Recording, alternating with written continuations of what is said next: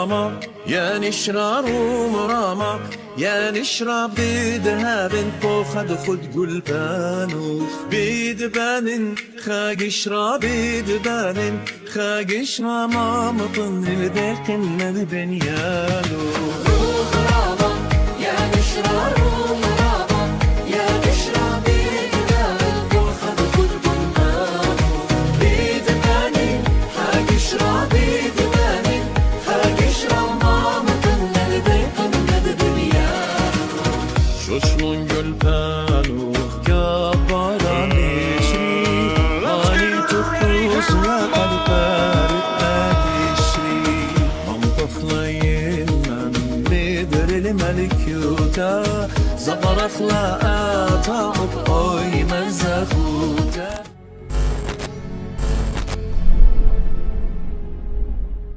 I don't understand. Can it refer to like when he comes back and then will die? No. Or Because it says Jesus died when he was 33 years old. So no. Matt is in the past. He died.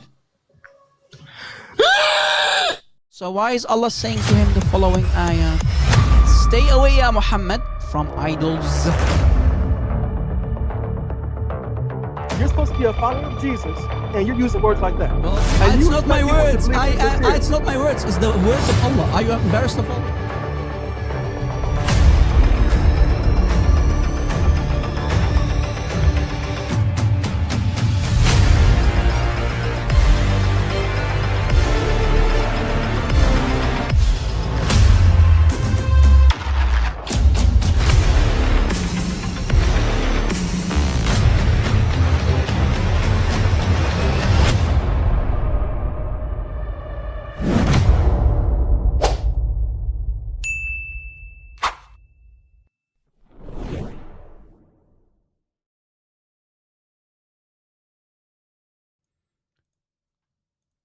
All right. Welcome, everyone. God bless you.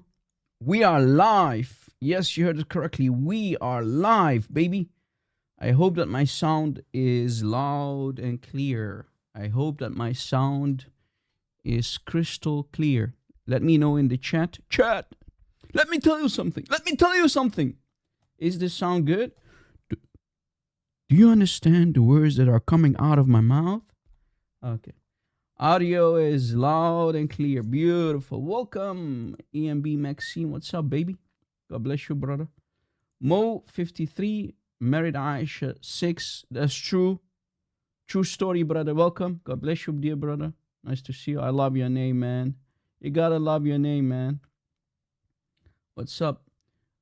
Mojo is with us. Marcel, Jesus, my Lord. Welcome, all of you. I cannot mention all of your names, but I'm trying to go through the names. Ronor brothers, welcome. God bless you.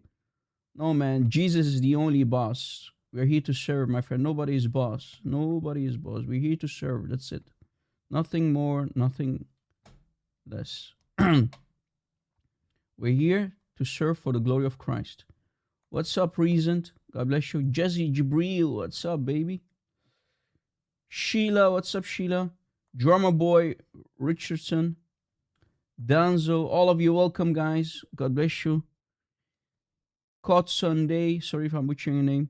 Juliet Abraham, how are you, dear sister? God bless you. Guys, if the other admins are not here, one of you need to take over when it comes to timestamps, copy, paste the links on Discord. You know, right? Because maybe the notification are not pushed out yet. So what I need you to do, guys, is share the link on social media. Let everybody know that we are live. Let everybody know that we are. Oh, I have an echo. Let everybody know that we are. Oh, I have an echo. Reverse, and I think it's you, brother. Reverse, and I think it's you, brother.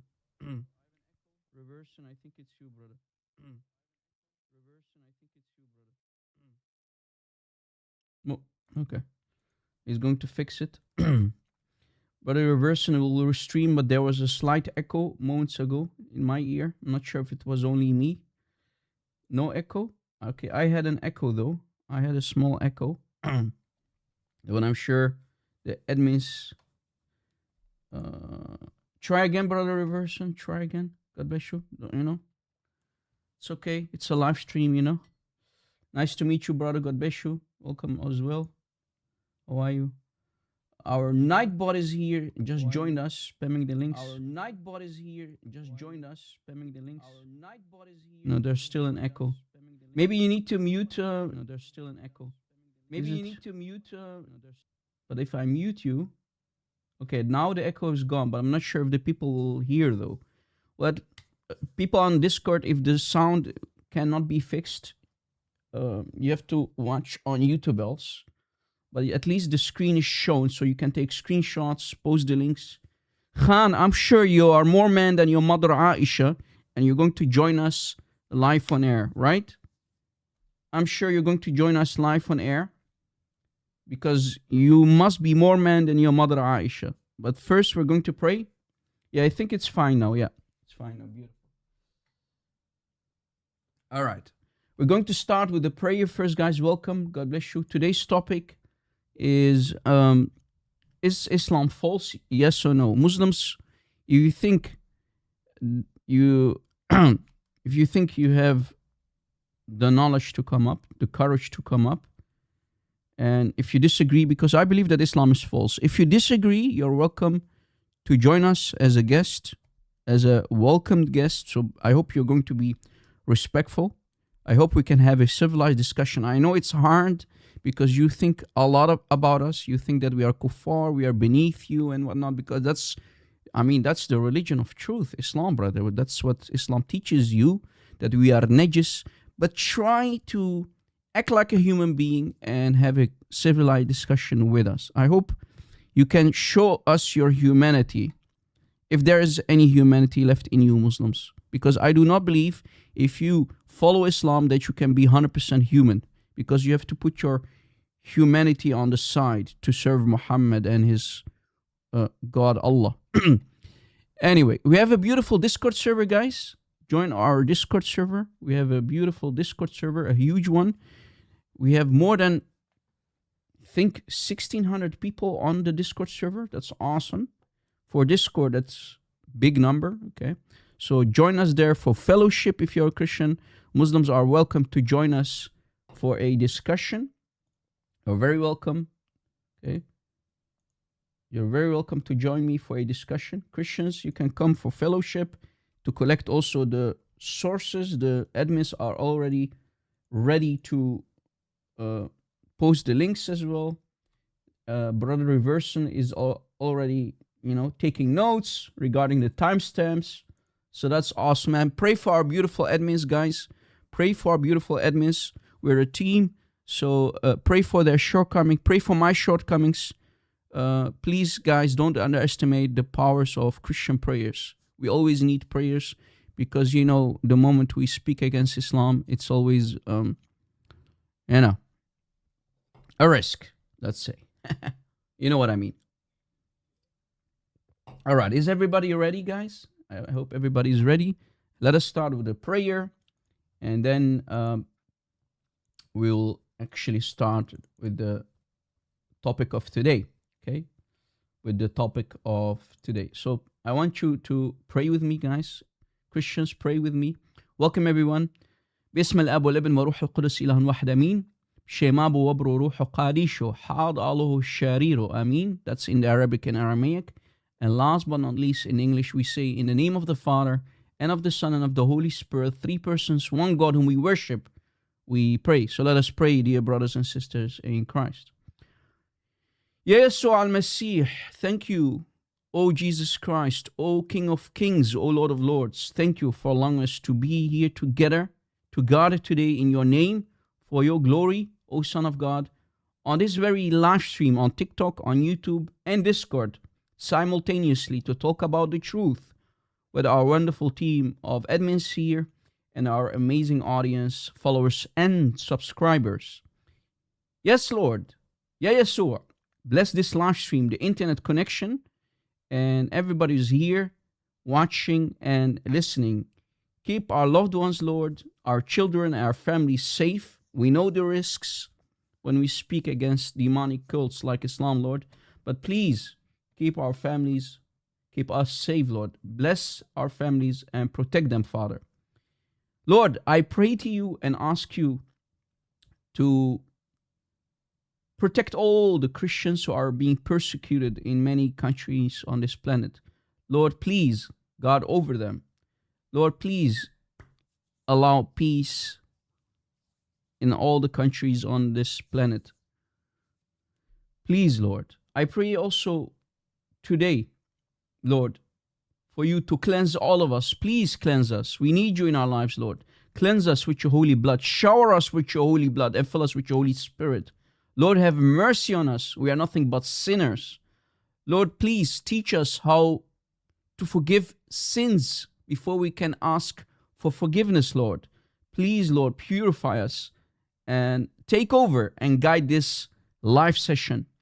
Lord, shine your holy light on all of us, including the Muslims, our brothers and sisters in humanity, Lord. Yes, Lord, we pray for the truth-seeking Muslims out there who might be in need. Maybe they are lost. They feel that they are in despair. They are lost, Lord.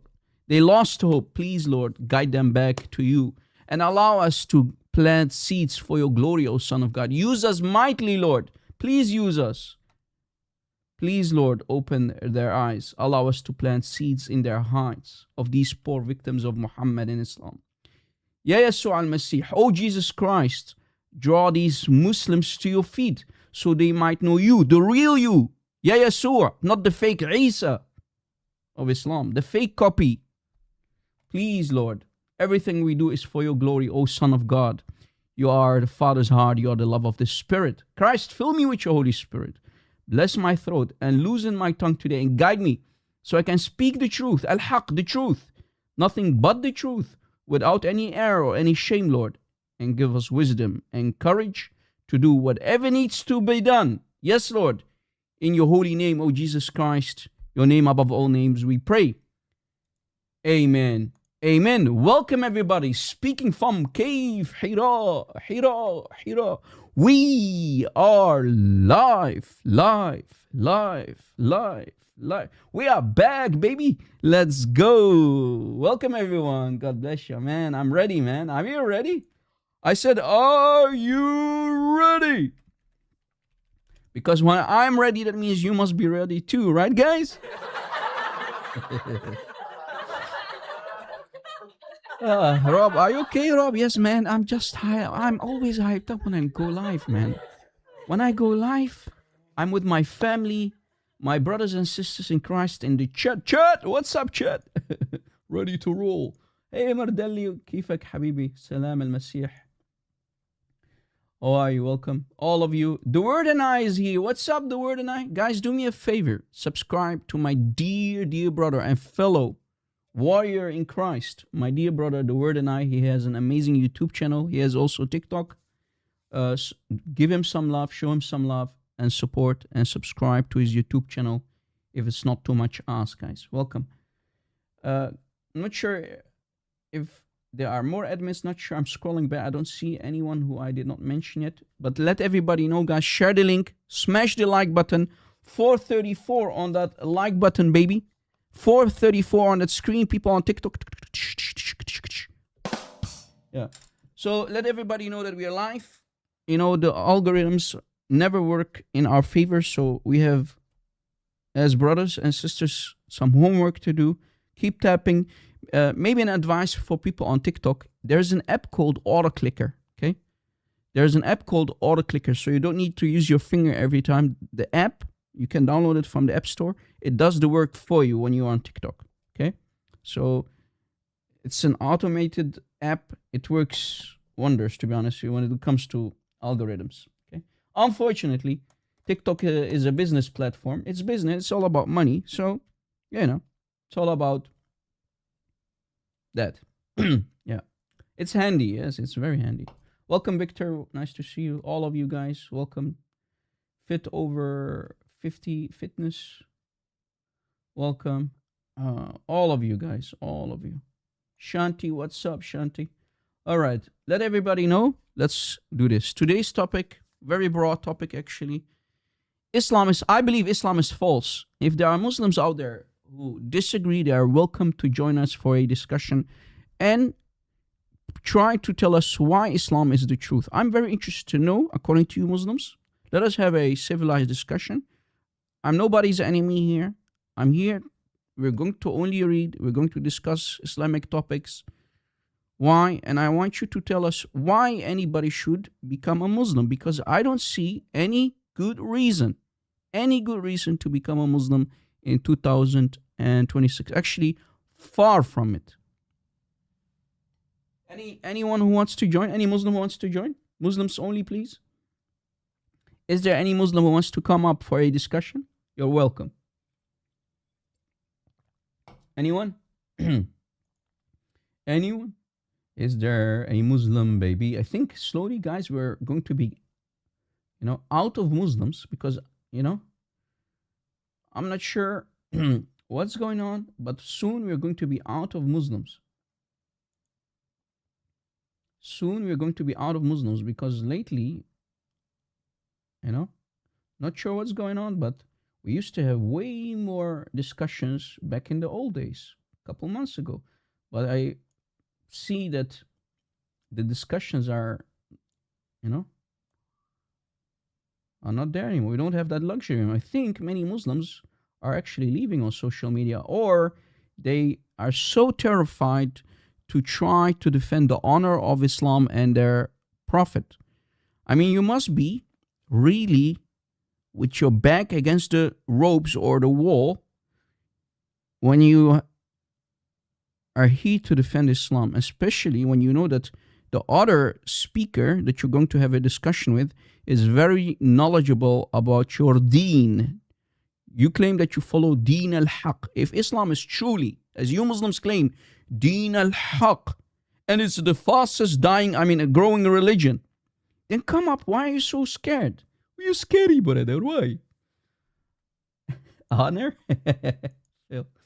Yeah, brother. Any honor in Islam? I don't believe so, though. But they claim that they have the honor. They have the honor. They have the hikmah. They have the, the mercy. There's mercy in Islam. Yeah, I know, right? Brother the Word and I. Man. Anyway. Any Muslim? Is there any Muslim? You're very welcome to come up, guys. Welcome. We're not going to bite. Nobody is here to fight you. We are here to have discussions. That's it. We're going to read only. We have the books in front of us, and we're going to read. That's it. We are going to read.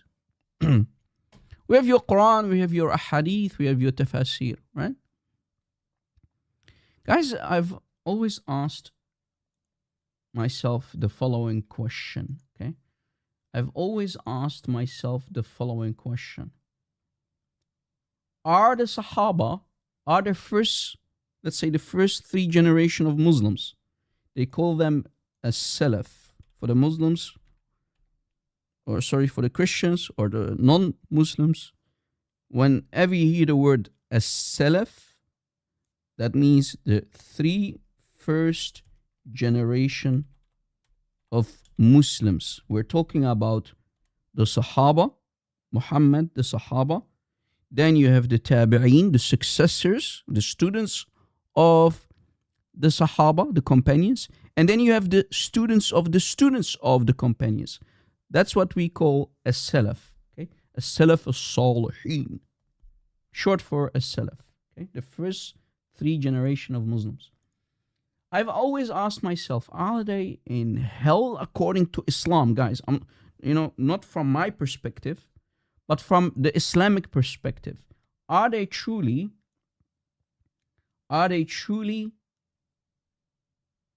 in hell or in heaven, according to the Muslims? Are they in heaven, yes or no? Because if I do some digging, I find out that all of them are in hell, according to Islam. Forget about me. According to Islam, they must be in hell. Rob, why? Why are they in hell, Rob? Can you give us, can you shed some light on? Yeah.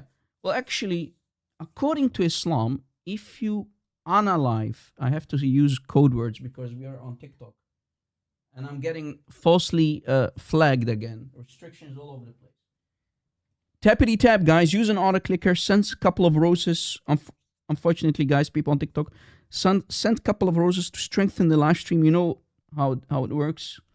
Unfortunately, because we are getting falsely flagged again. Story of my life. We love the TikTok shop, but not too much. We love the TikTok shop, but not too much. We love TikTok, but not too much.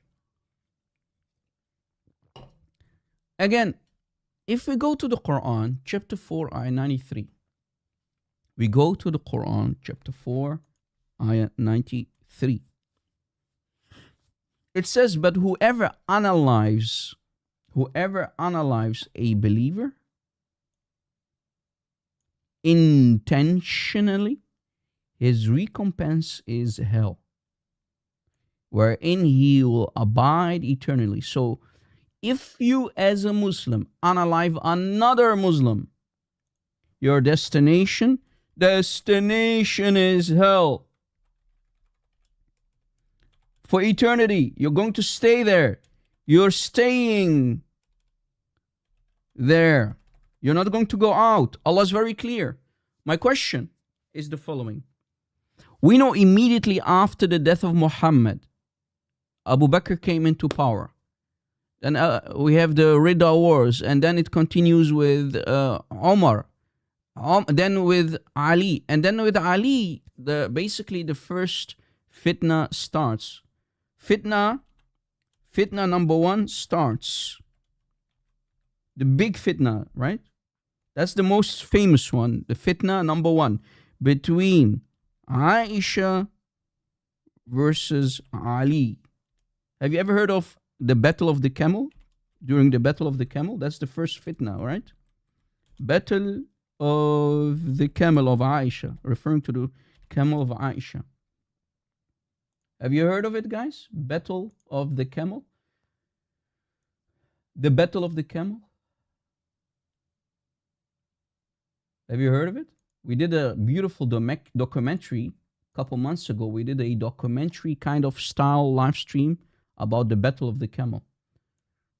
Have you heard of it? You must have heard of it, right? During that battle, around 30,000 Muslims died. So we have Muslims from, let's say, Aisha's side. Maybe I can put something on the screen for you so you can, get the idea. The Battle of the Camel. The Battle of the Camel, right? You have Ali and you have Aisha fighting one another, okay? Ali and Aisha fighting one another. And why is it called the Battle of the Camel? Because it's referring to Aisha's camel on the right, as you see. So we have Ali here, brother Ali here. You see, Ali. This is Ali, and this is Aisha. Aisha Dausha. Aisha and Ali, right? Round number 1, fight!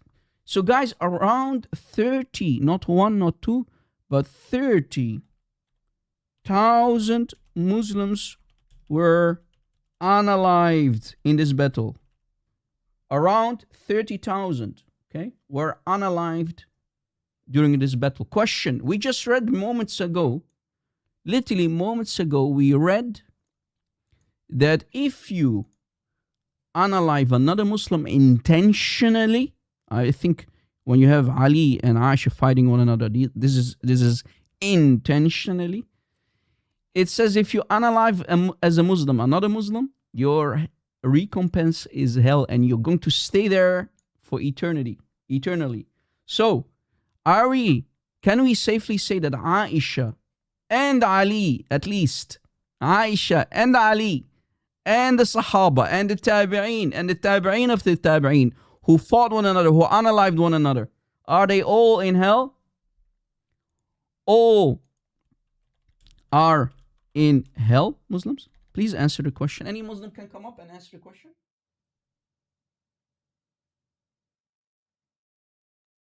Okay, we have a Muslim. Ma Ali, I hope you have a better background No issue with the background. Hello. Muali, why are you always having background noise? It's unaliving my ears, just like Ali tried to unalive Aisha and the other way around. Are you here to unalive my ears, or can you do something about the background noise? Is it loud now? Yeah, it's always loud. Are you always in the market or something? Yeah, I have a job. You have a Like job. You have to provide food on the table. Okay. Why don't you call when Yes, I when do. you're not working, brother? Or are you always at work? Because that's the time. Because that's the time when you come live. You know, I have to leave my job and answer the question. Let's try to manage it. Can you close the door behind you or something, because it's annoying, man? No. I'm in public now. It's in there's public. no doors. There's no walls. Don't unalive on the road. I'm not sure if you're driving a car or something like that. Watch out, Okay. because I hear traffic in the background. You're driving, right? So be careful. Drive safe. I'm in the park. Okay, beautiful. Question, brother. Yeah. We just discussed Yeah. chapter 4, ayah 93. Actually, it started in 92 and then it continues with 93 in the context.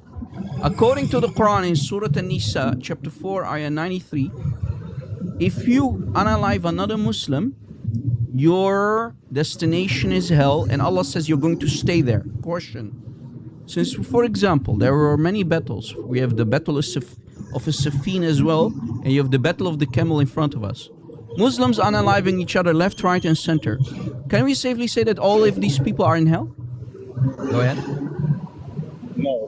No, because you are forgetting.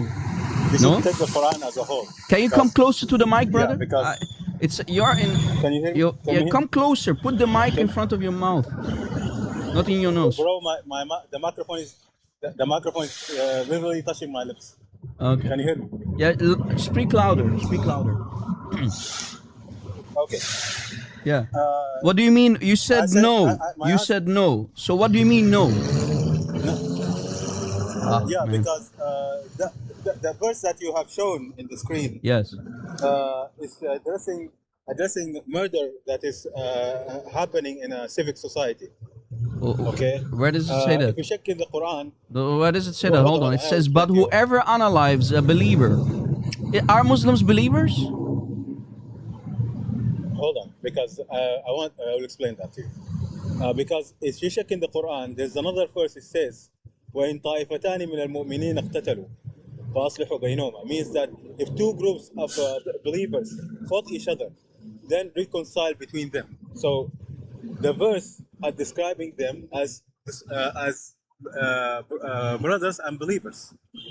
So like a fighting that's happening in a battleground between two groups of Muslims does not take somebody out of the fold of Islam, Okay. or send somebody to hell. Okay. Okay, Okay. because Let's they're see. still Let's see. considered as a Muslim believer. Let's see if brother. Aisha agrees with you. Okay. Let's see if Aisha agrees with you. Aisha, your mother Aisha. Let's see if she agrees with you. Let's see. In the following book, my friend, look.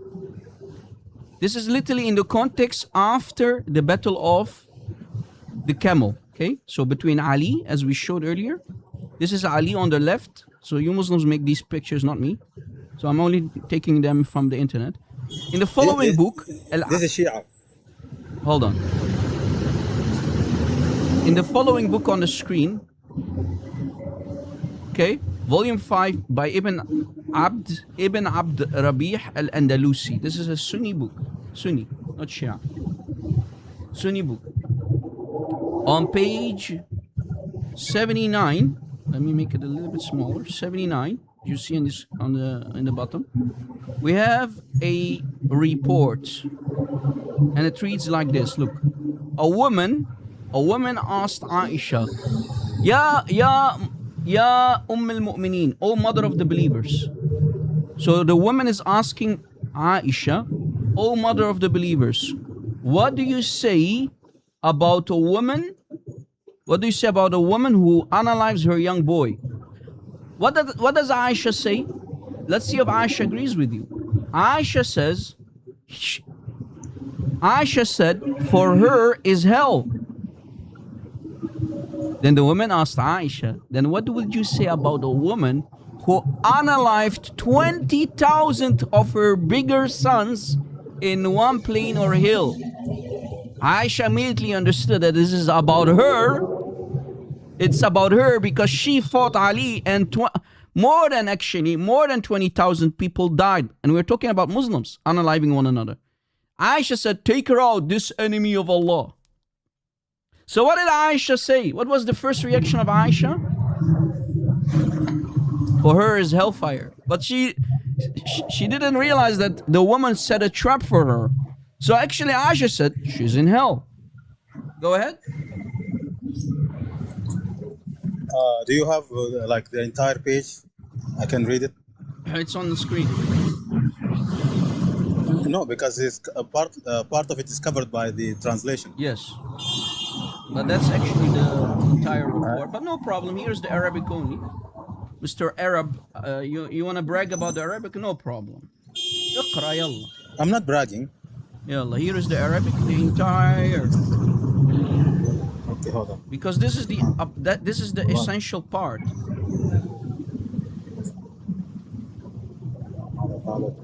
It ends here.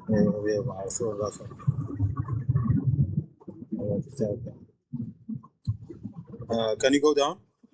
The report ends here, then it starts with another report talking about the death of Aisha. وَمَاتَتْ Aisha. This is about the death of Aisha. So the report ends here. So who's the author? Do you want to cut off his birth core too? It's possible, huh? I want to know his I want to know his background. Right? Take his background. Hold on, big. You want to cut off his birth core too? It's possible though. I can give you also try to find your birth certificate. You want his birth certificate too? Maybe we can go to his mom and dad and maybe ask his mom if she was breastfeeding him or. What's wrong with these people? Why are you being so facetious? Bro, come on, have a discussion with me. What is this? No, I mean, like, Do we need to know ask for the background of the author? every guy? Of course, we have to know the background of the author. Okay, of course. We need to know his problem. motives. We need to know all this. No problem. Guys, look at the tactics. No problem. He's a This is not a 10th tactic. century. Let me If I tell you who brought he to is. you- Let me tell you who he is. He's a 10th century If I brought for scholar, you- an Andalusian scholar who lived in, let's say, all-day Spain, which was called, Muslims conquered it and they started the caliphate there in Spain called Andalusia, right? So he's an Andalusian. Ibn Kathir lived there. So he's a 10th century. He's even before Ibn Hazm. Okay, the writer of the book is even more old than Ibn Hazm. Are you satisfied? Yalla. Now answer the question. According to Aisha, if you unalive a Muslim, you're in hell. And the woman set a trap for her. You lied, in other words. Why did you lie the first time? About your His Quran? name is what? You lied about the Al-Andalusi? Quran. You lied about the Quran. Why?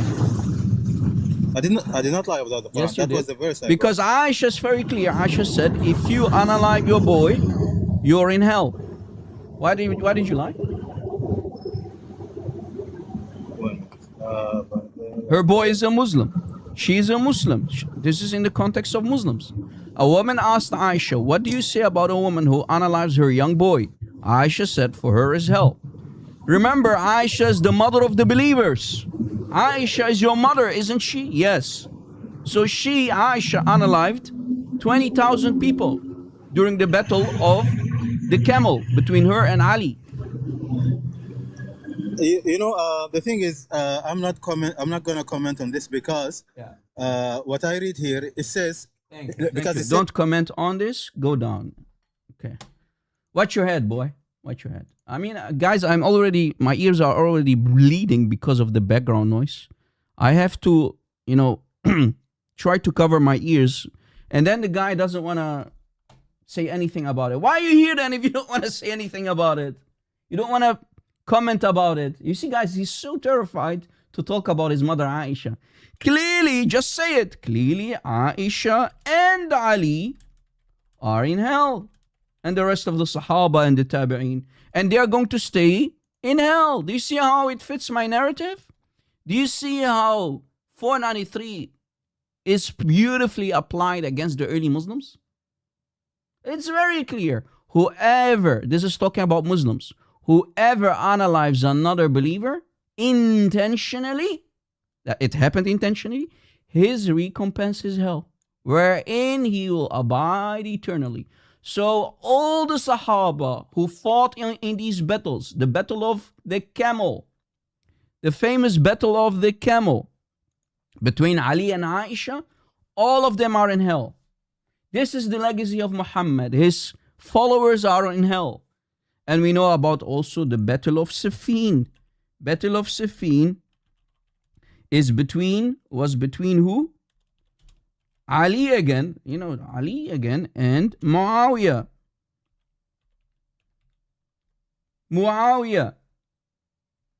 Right?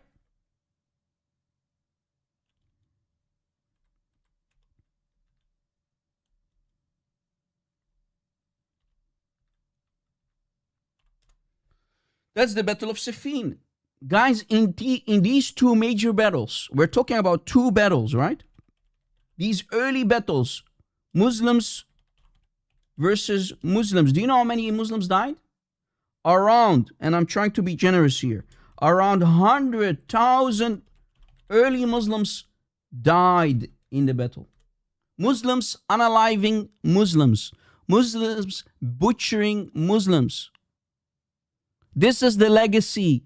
This is the bloodthirsty legacy, the bloodshed of Muhammad, the black page of Muhammad.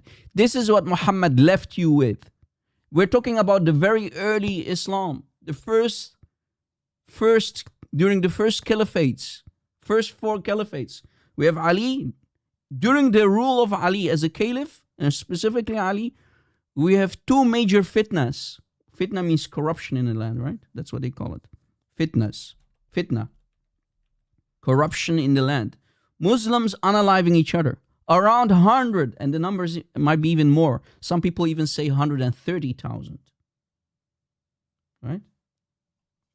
You see the rotten fruit of Muhammad? You see the fruits of Muhammad?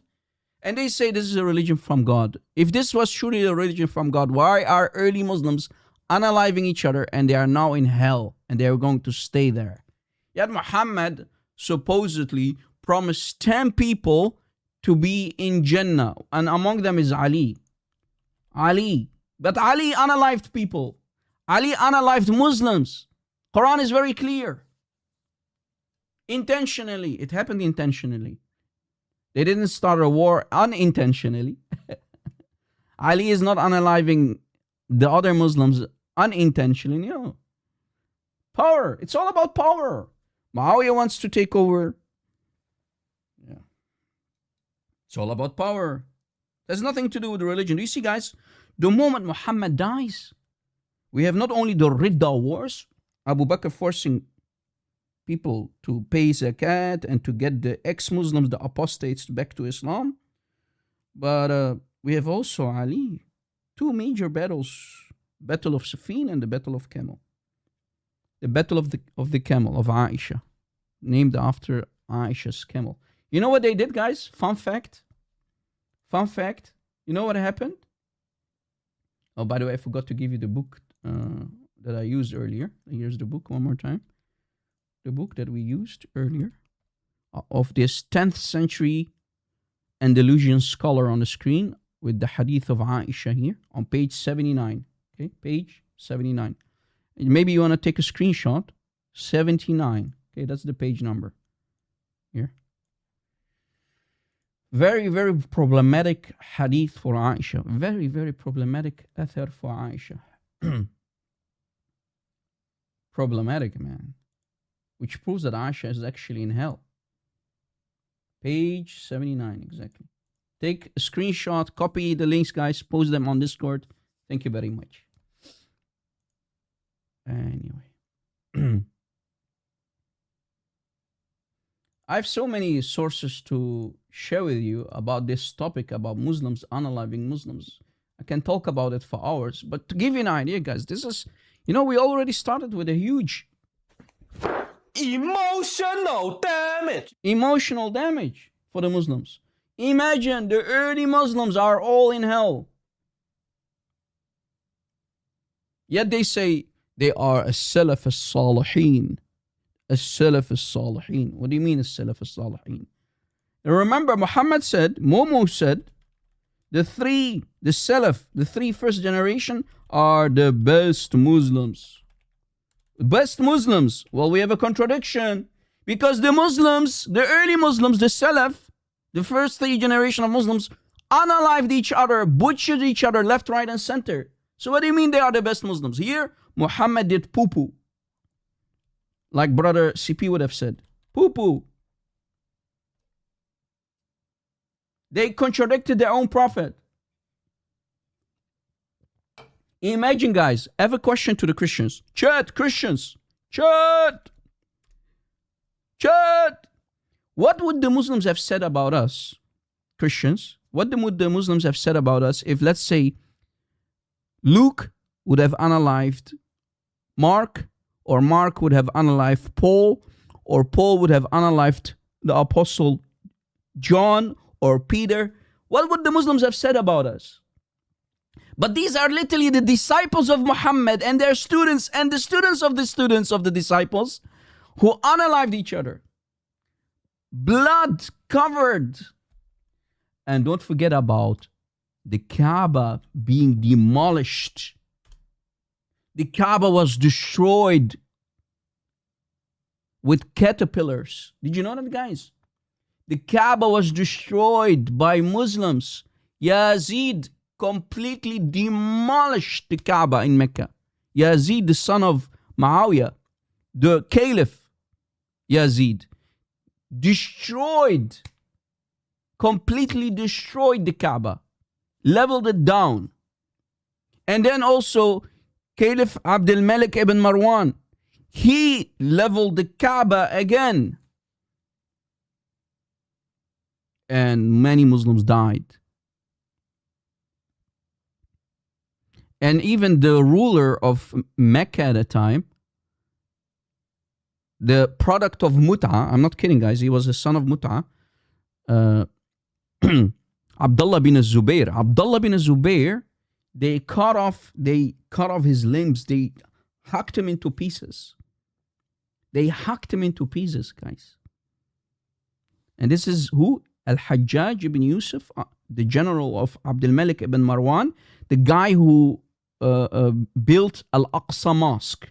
We're talking about late 7th century, beginning of the 8th century. Remember, in 705, Al-Aqsa Mosque, Al-Aqsa, was built and finished then by his son, right? Al-Aqsa Mosque. That caliph sent his general, Al-Hajjaj ibn Yusuf, and he went to Mecca, leveled the Kaaba, destroyed the Kaaba with caterpillars, with catapults. Is this the right word? Huge, giant catapults, yeah. You know, these old things, you know, war machines back in the old days, a huge one, you know, throwing fiery, you know, to the Kaaba, and the Kaaba was completely destroyed.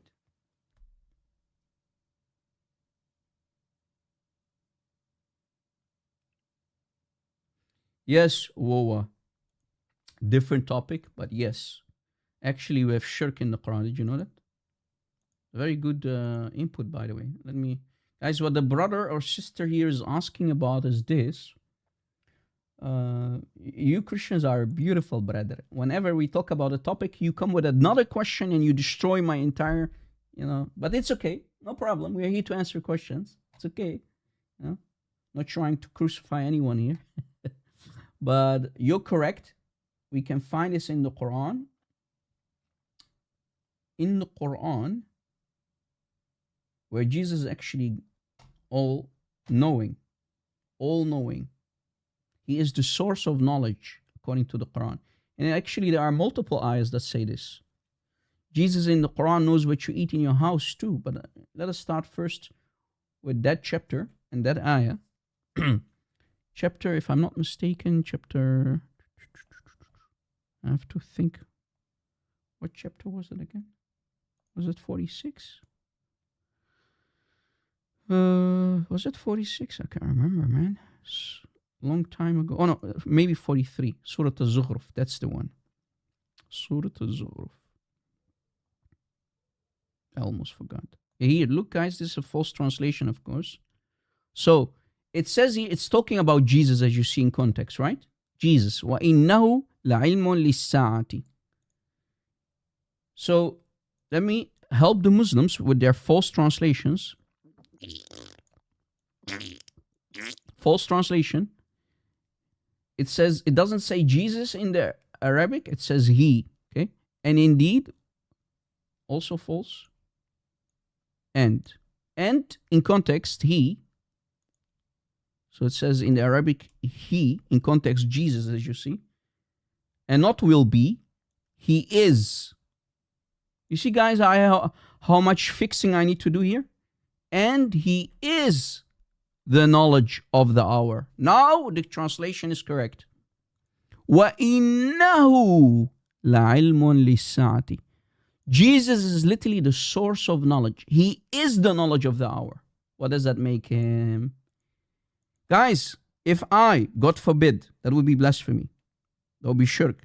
If I would say, I am the knowledge, meaning I'm all-knowing, I am the source. Am I calling myself God, guys? If I say, I am the knowledge, I am the source of knowledge, does that make me God, guys? If that makes me, I'm all-knowing, which means I just claim that I'm God. God forbid.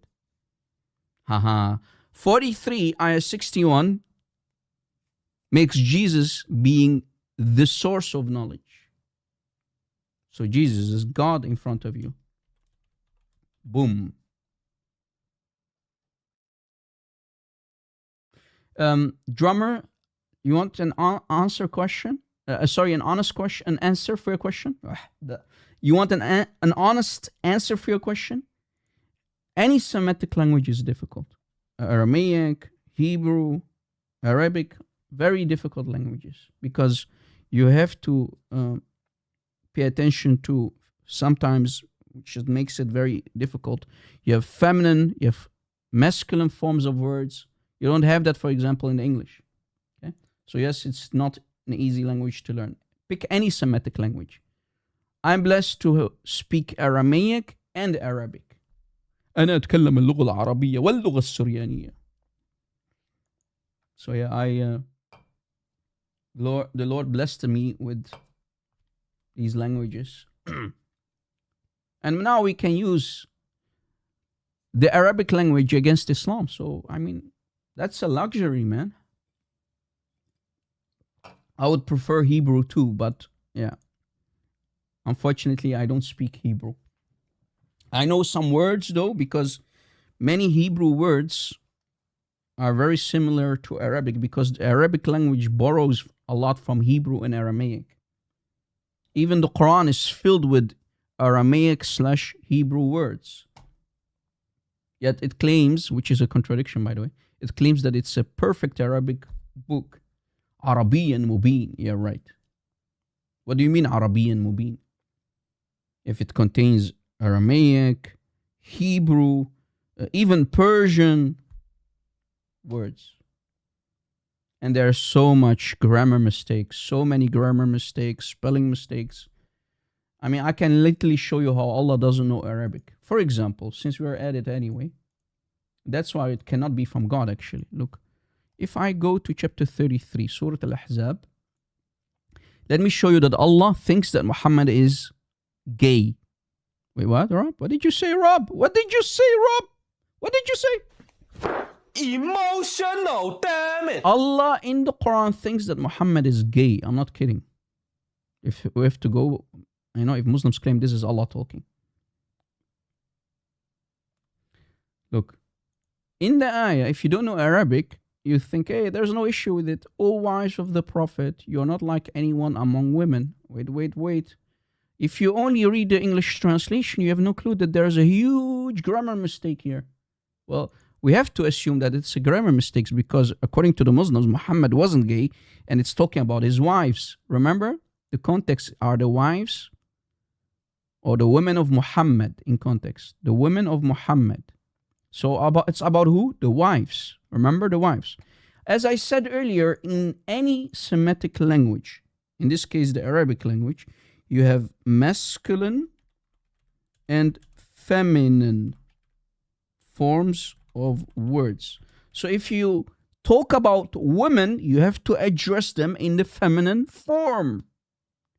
Women are feminine, right? Yes. So since it's talking about the Nisa, Ya Nisa an-Nabi, لستن كأحد من النساء, we have a grammar mistake. Here we have a grammar mistake. Grammar mistake found. Why, Rob? Like I said, we're talking about, not we, Allah supposedly, the writer of the Quran. If Muslims claim that's God, well, your God doesn't know the difference between women and men in the grammar. So we have then to assume that Muhammad, his wives, had penises. Going by that logic, the wives of Muhammad, sorry guys, I have to take a conclusion. The wives of Muhammad had penises. Why, Rob? Because Allah addresses them as men, not as women in the ayah. Rob, explain. It says, Ya Nisa, O women, O wives, and Nabi, O wives, O women of the Prophet. Lastunna ka ahadin minan nisa. Mistake.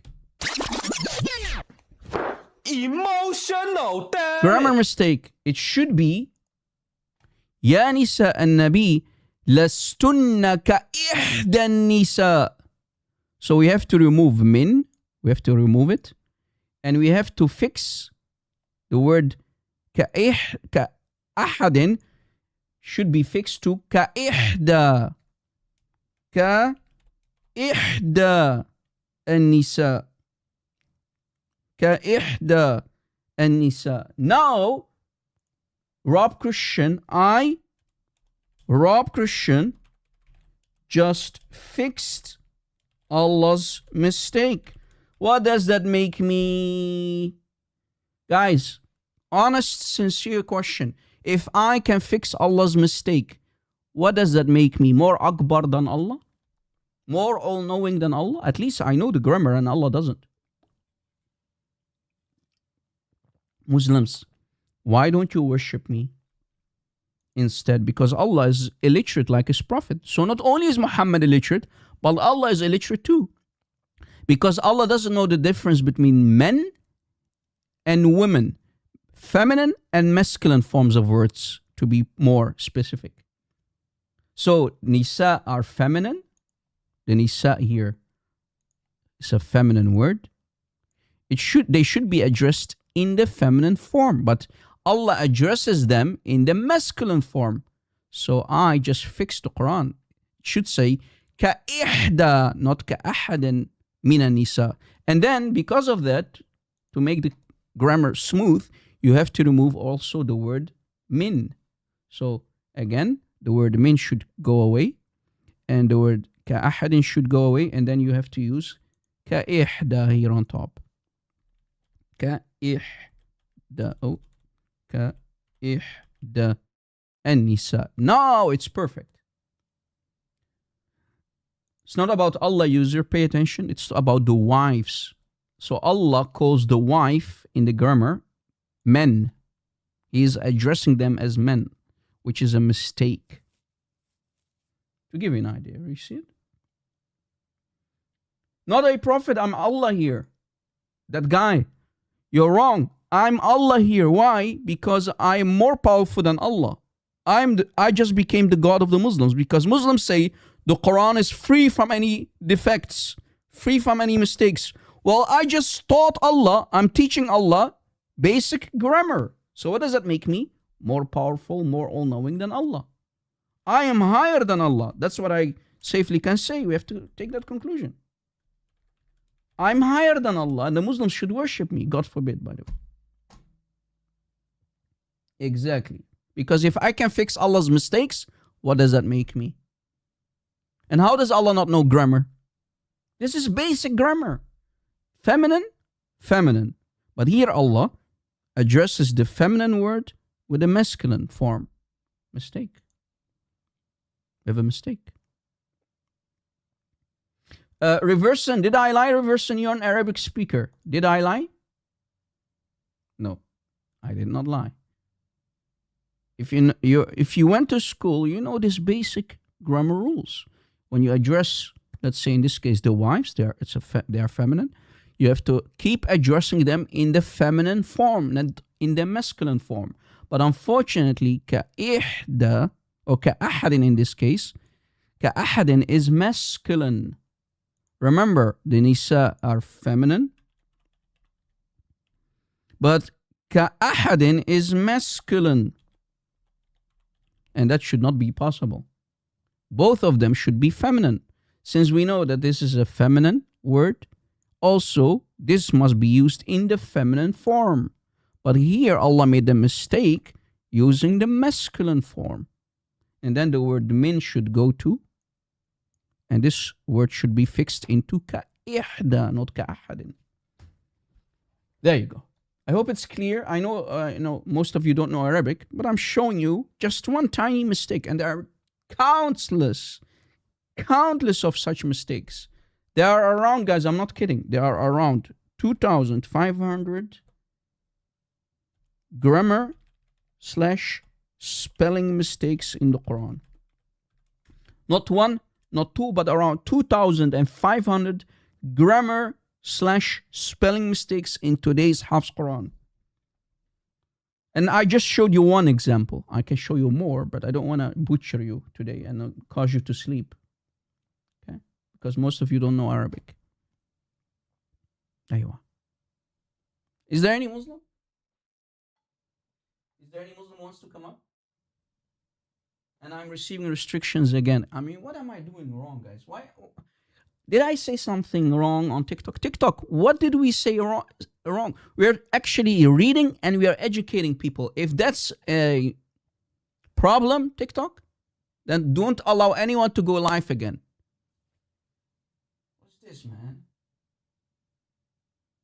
Crazy.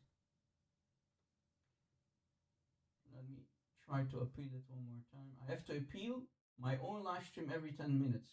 Can you imagine? And of course, I can't look always on my phone.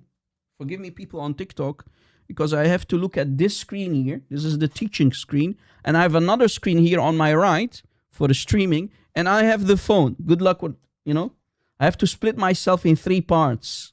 Just to give you an idea. 3 different parts. Let's see if we can bring...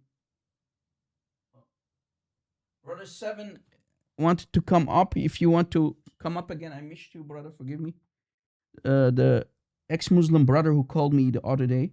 If you want to come up again, raise your hand, my friend. Forgive me, I didn't see your hand earlier. Hey, Sister Inda, how are you? Brother LA Apologetics, nice to see you guys. I love you. God bless you. Welcome. Is there any Muslim who wants to come up? Is there any Muslim who wants to have a discussion with me right here, right now? Any Muslim? Any Muslim? We have a good crowd today. Guys, try to invite more people. Smash the like button. Ya kuffar! Ya kuffar! Let me tell you something. Smash that like button, brother. Smash that like button. And tap the screen. Use an auto clicker. People on TikTok. 4 different restrictions. Man, that's crazy. Why, Muslims? Why? Why are you so unfair? When Christians go live, why do you immediately falsely flag the live stream? TikTok, we're being falsely flagged. Do something about it. We are nothing but academic people here. Okay? Anyway. Guys, next topic. Since there are no Muslims, it's a trap. Muslims, if you love your Prophet during the month of Ramadan, fi shahri Ramadan, if you love your Prophet, smash the like button and tap the screen. It's a trap, Rob. He just said a trap. Yeah. Rob, we have someone on Discord. I'm not sure if he's a Muslim or not. On Discord? Okay, bring him up, brother. Thank you. Rabbi Barakak Habibi Reverse. Bring him up. He's welcome to come up. Sanji, hello? Hello? Unmute? We can't hear you. You need to unmute. Hello? Yeah, hello. Yeah, You're live. can you hear me now? now? Yeah, I can hear you. Welcome. Yeah, brother. Shalom, shalom. You know, I'm an ex-Muslim and I've been on your channel stream. Hey, okay, I remember you. How are you, my friend? Nice to see you again. Yeah. Great. Thank you. Yeah. You know, I just saw your stream a few days back where it was about Sahih chain in Quran. Yeah, about the Hafs chain, yes. For Yeah, Hafs, yeah. Yes. You watched that I live didn't stream? know- You said you watched the live stream? Yeah, I saw that stream, and Okay. but I couldn't finish it. Mhm. So my question would be about if you check the Bible, because I don't know if you bring that up, because you know, as an ex-Muslim, I would like to compare. So Yeah. I would love to know, like I want to ask, because what I can understand, you have like What's your? I'm early- trying to understand you. What's Yeah. your question? Can you be more specific, my friend? What yeah, do I'm you coming want to to know? it because I want to know about the Bible, like if you compare to the Quran, like If we have an authentic chain for the Bible, is that what you're asking? yeah, or like how can you like believe the Bible to be Yes. like Let me show you truthful, that like, let me show you that our chain of narration for, let's say, the New Testament, right? The New Testament, we are Christians. Yeah. Let me show you how it's way more authentic, that we have actually a Sahih chain of narration, way more authentic than any Quran on this planet, because they don't have an authentic chain. It has always been a lie. Okay? Let me show you. Let me show you something, brother. Let me show you something. Let me tell you something. Look, here is the Great. Sahih chain. Watch. Here is the Sahih chain. We call it the apostolic succession. There's something called, I'm not sure if you can find this anywhere, but this is what I received long time ago from a dear brother of mine. It's called the apostolic succession. You see it on the screen? yeah, I'm seeing. And I'm the on my names- phone, but yeah, Yeah, I can let see me it. try to make it a little bit bigger. The names that you see, for example, it starts here on the left. Look, we have Jesus Christ, his disciples, and we have the church fathers, right? We have the church fathers. We have the students of the church fathers. The early church fathers are, for example, Polycarp. You have Polycarp. You have, these are the students. For example, here you see Polycarp. He's a church father, Polycarp. Right? And then you have, for example, Irenaeus here. So here's Clement. If I'm not mistaken, that's Clement of Rome.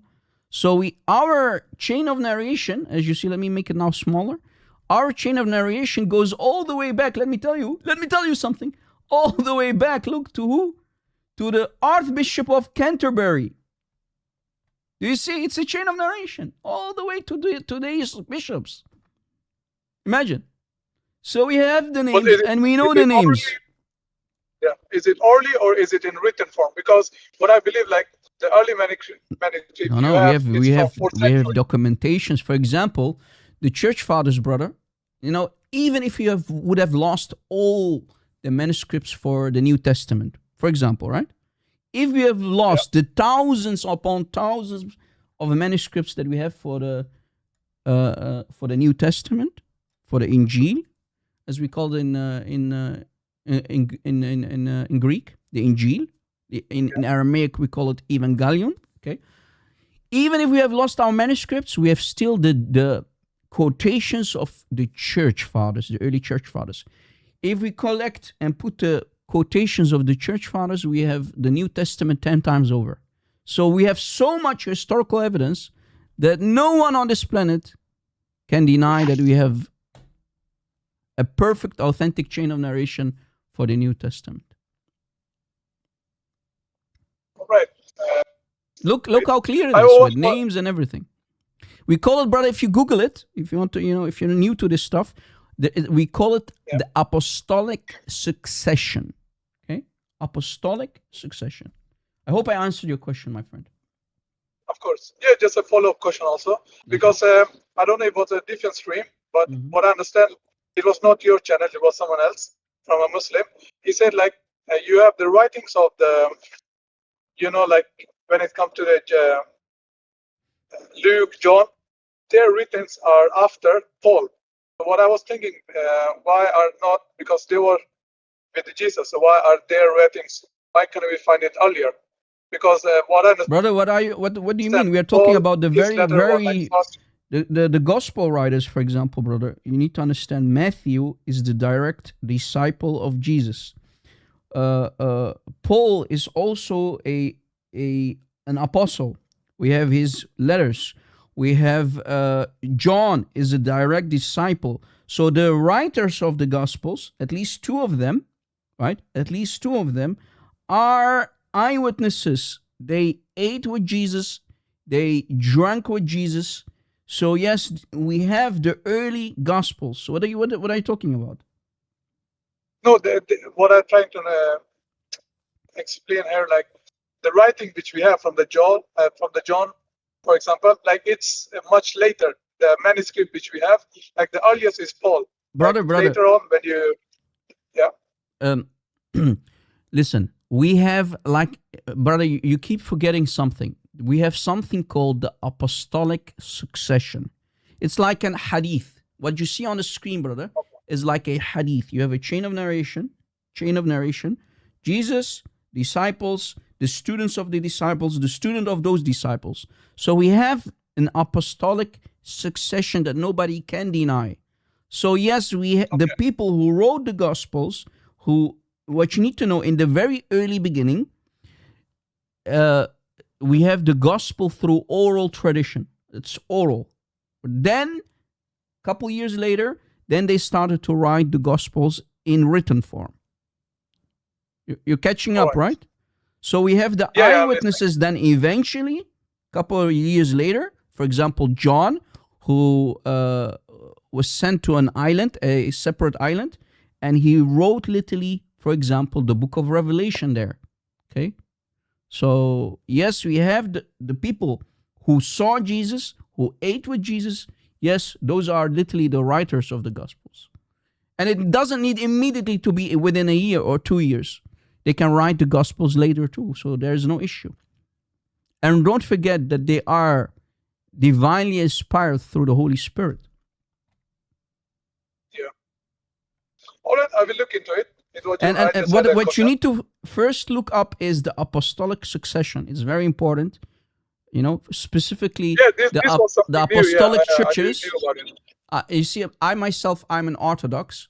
We follow an apostolic church. For us, apostolic succession is very, very important. Okay, it's like basically like you can, if you don't understand what it means, basically it's comparing to an authentic chain, a chain of narration, right? Jesus, the disciples of Jesus, the students, and so on. Okay. All right. Thank you, brother. That's all. Thank you for very your much. call. Thank you. All right. Thank you. All right. I hope we delivered. We answered the question of the brother here. All right. Is there a Muslim who wants to come up? Is there any Muslim who wants to come up? Remind me, admins, to drop this beautiful diagram on Discord. Okay. Remind me. Actually, you know what? Let me drop it. Since, and then else I might forget, or maybe I'm tired afterwards. So the Christians who want to have this flowchart or diagram that I have in my possession, I will drop it. I will drop it now on Discord. So if you want to collect it, if you want to have access to it, you have to join our Discord server. The link is in the About page on YouTube. the link for our Discord server, and it's also under the description box or on my about page. Okay. There you go. Do you see it reversing? Give me a 1. Do you see it in the chat? I just dropped the file. Do you see it, brother? Give me a 1 to make sure. Okay, beautiful.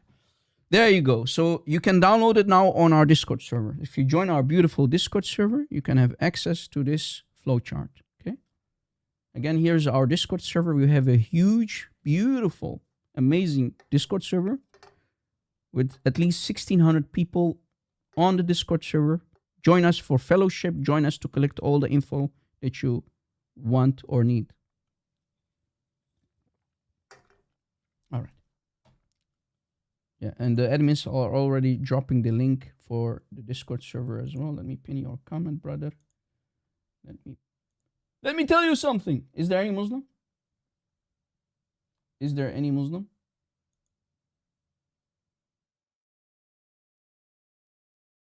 Let me tell you something.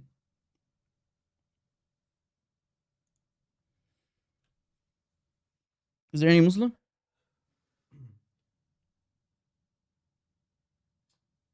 And the restrictions are coming in slowly again. That's crazy, man. That's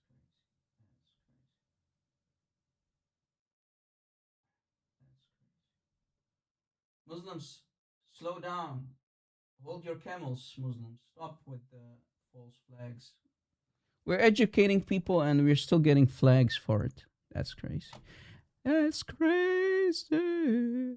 Next topic. Since Muslims are terrified to come up, and specifically Khan. Khan disappeared when I asked him to come up. He was talking big in the chat because he's nothing but a text-only Muslim. Guys, in Muslims, when they call themselves Muslims in 2026, they mean we are text-only, scared wannabe men. Okay? We are text-only, scared wannabe Muslims when they say we are Muslims. Okay? Always take a note.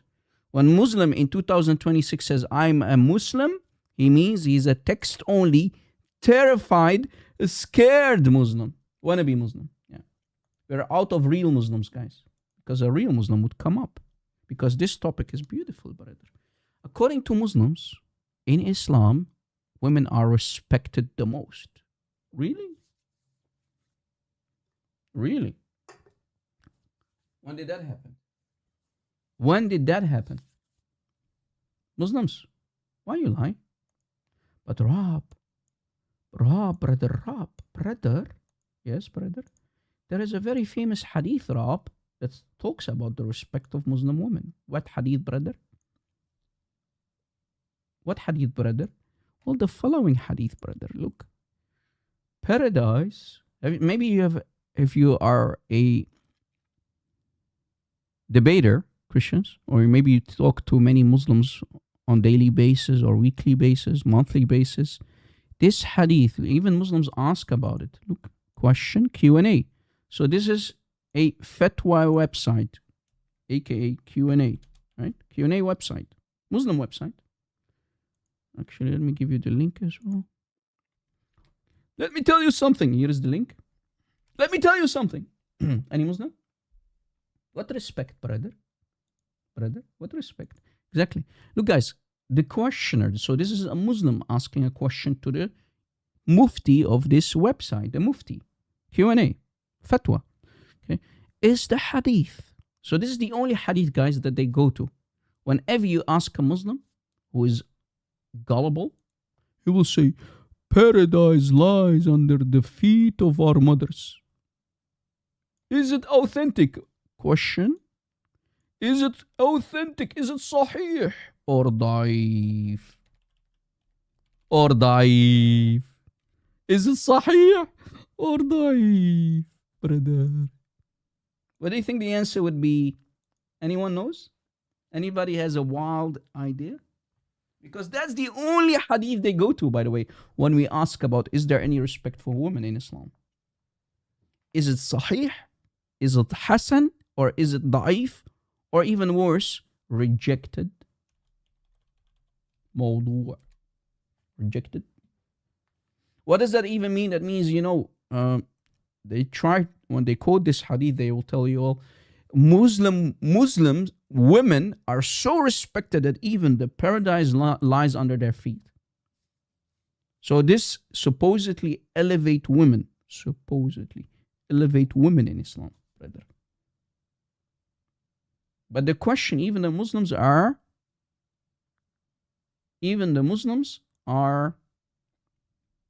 confused. Muslims are confused. Else, why would you ask this question, right? Is it sahih? Is it authentic? Or is it da'if? Or even worse, rejected? The answer is it's rejected. Yet they always use it. These gullible Muslims, they use it. Look, mawdu'. Very, very, very fabricated. Munkar. Mawdu'. الجنة تحت أقدام الأمهات. Boom! Emotional damage. Brother, turns out that the only hadith is mawdu'.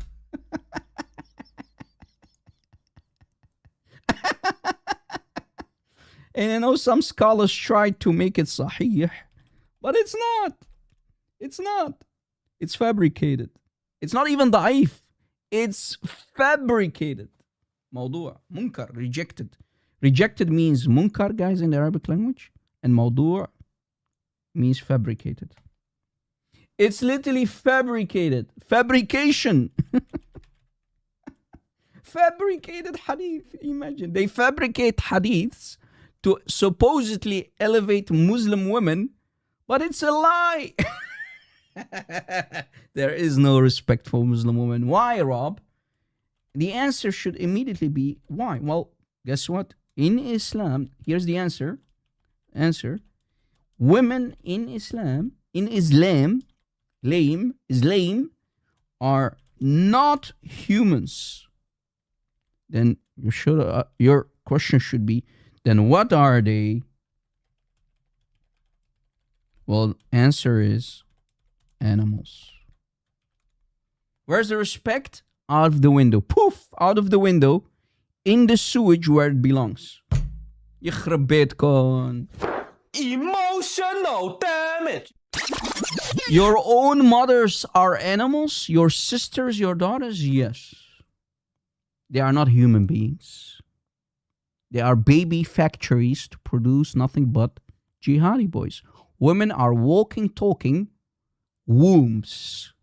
Muslim women are walking, talking wombs. They are only good for one thing, and they are your cattle, your animals. Any Muslim will say, Rob, you're lying. Come up, yalla. You, and what imam are you going to bring with you? And TikTok, we love the TikTok shop, but not too much. We're only quoting Islamic sources. And even Aisha said, you have compared us, in Bukhari, Aisha said, you have compared us to dogs and donkeys. You remember the hadith, right? Aisha said, you have compared us to dogs and donkeys. So women in Islam are animals. They are cattle. They're not human beings. They are like goat, sheep, cows. You get the idea. And we mentioned that in the previous live show, guys. In our previous live show, we provided the sources too. But you see, guys, what I'm putting on the screen for you is very, very, very, very clear. There is no respect for women.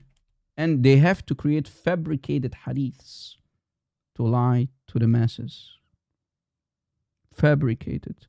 The hadith about paradise lies under the feet of the mothers is not authentic. It's not authentic. It's mawdu'. It's fabricated. It's fabricated. I'm not the one saying it. The Mufti is saying it. Answer, Q&A. Look, Q&A.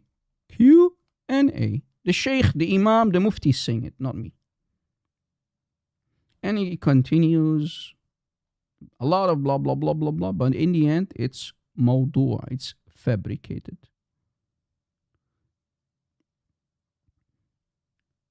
Some scholars said it's sahih, but it's not. It's rejected. However, always the but. but have disagreed. They disagreed. They said, no, it's not sahih. It's not sahih, brother. Brother, let me tell you something. Let me tell you something. It's a lie. It's a fabricated hadith. It's munkar. You see it? Very weak. Very weak. Weak. And Allah knows best, brother. Answered by Shaykh Nuruddin. The Shaykh is answering the question. And he already starts immediately. You gotta love it that he is actually very honest immediately with his answer. Immediately he says it's fabricated. Mawdu'. Munkar. Rejected. Let me tell you something. Do not Muslims quote the hadith again because you are using fabricated hadith. Because when we Christians use fabricated hadith that are found in Islamic books or even da'if, you cry rivers, you start to cry. Cry me a river. Emotional, damn You it. see what they do, guys? Do you see what I see? All right. Here is more, brother. In the following book. I think I've never showed you this book before. This is Jdeed. New, brother. Jdeed.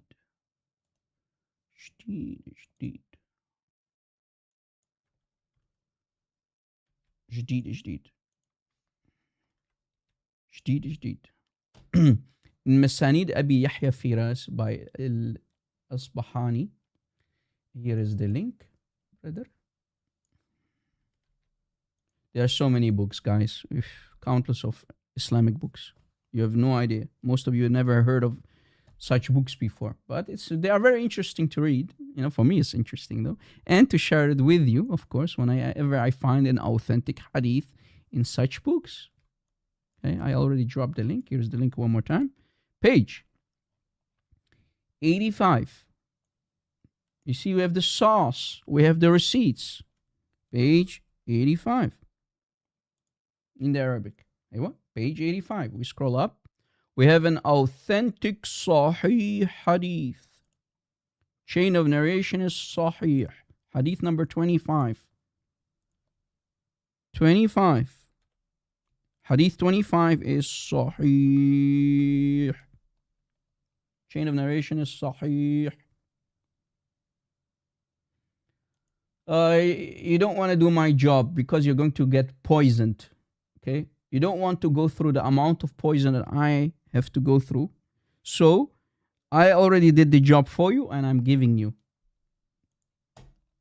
what I found. So, you don't need to go through the poison all over again. I did that for you. Okay? And may the Lord use us mightily to expose the filth of Islam. May the Lord use us mightily and allow us to plant seeds in the hearts of these lost people, these victims of Islam. Look, guys. A woman said to Aisha, so there's a woman who came to Aisha and she asked her a question. Oh, mother, she says to Aisha, pay attention, guys, everybody with me? Oh, mother Aisha. So she's calling, this woman is calling Aisha her mother. Oh, mother. Oh, mommy. Oh, remove the comment, forgive me. Oh, Mama Aisha, yes. Then Aisha said immediately to her, I am not your mother. Wait. Emotional damage. Muslims, Aisha is not your mother? No. And here is why. But I am the mother of your men. Guys, do you know how huge this is? Aisha said, in other words, I am only the mother of your men. I'm not your mother. So guys, why is that? Anybody knows why Aisha said it? So women in Islam, I'm talking to the ladies in Islam. Aisha, the wives of your prophet, the wives, all of them, they are not your mothers. They are only mothers to your husbands and sons. and cousins. And you get the idea. Only the males. Why? Because Momo wanted to make sure after his death that no other man would have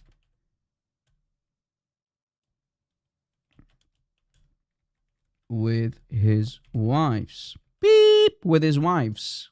You get the idea, right, guys? Muhammad in the Quran, there's an ayah in the Quran that, and if you go to the context, one of the companions said, if you, Muhammad, die, I will F Aisha. I will F Aisha when you die, Ya Rasulullah. I will take her. I will F her. Muhammad thought, oops, I have to do something about it. Wait, let me tell you something. Jibreel just came with wahi, brother. Wahi, ding, ding, ding, ding, ding, ding. Wahi from Allah, supposedly. Jibreel just told me, my wives are your mothers. And of course, only the mothers of the males, the men. Why? So that he is guaranteed that if he dies, and he died like a poisoned rat, right? Muhammad, his aorta was cut off, right? And he died like a poisoned man, like a poisoned rat. He wanted to have the guarantee that after him, let's say, Talha or Ali or someone else would F his wives. As long as he was still alive, he would enjoy it. Remember, Muhammad was a cuckold. He loved to share his wives. And we have proved it many times over from the authentic sources. Muhammad was a youth. He loved it and he watched it. He even commanded Aisha to breastfeed the men. Okay? And I have the sources to back it up. So as long Muhammad was alive, he was okay with it, sharing his wives with other men. But he did not like the idea that when he dies, that his wives would be after him. That's why. Do you see how carnal this cult is? Aisha, I have a question to Aisha in her grave. Aisha and the rest of the women. Women in Islam, I have a question. Is this, are you okay with this? Does this not sound very fishy? Is this not fishy, Muslims? Be honest. Why are the wives of Muhammad the mothers of the male believers and not mothers of the female Muslim believers? I demand an answer. I want an answer. Well, we know the answer, but what is your answer? Any Muslim? Any Muslim wants to come up and explain? The hadith is authentic. The hadith is authentic. Cannot deny it. Chain of narration is sahih. Do you see the disaster, guys, that Muhammad created? Is there not something fishy going on that the wives of Muhammad are only and only the mothers of the male believers? Guys, this is huge. Take this as a note. And here's the link one more time of the book. Okay? Here is the link one more time. I hope. Is it working? Is the link working, Reverson? EMB Maxime, can you check? LA Apologetics, can you check the link? I think it's working, right? Else we have to find another link for this book. It works? Beautiful. Beautiful. Yay, it's working. Yeah, brother. Let me tell you something. You see, guys, how the disasters are piling up? Brother Rob Christian, forget about it. Shove it under the Islamic dirty carpet. You know, by the time I'm finished with the live stream, it's like it's going to be like Burj Khalifa. That's how huge the filth is going to be under the carpet. It's like a 500-story building, brother. Any Muslim? Is there any Muslim who wants to come up? Yalla ya akhwan. Any Muslim? And the restrictions are going crazy on TikTok. The restrictions are going crazy. 4 restrictions. Why? Why? 4 of them. People on TikTok, you need to do a much better job. Tap the screen, some couple of roses, tap, tap, tap.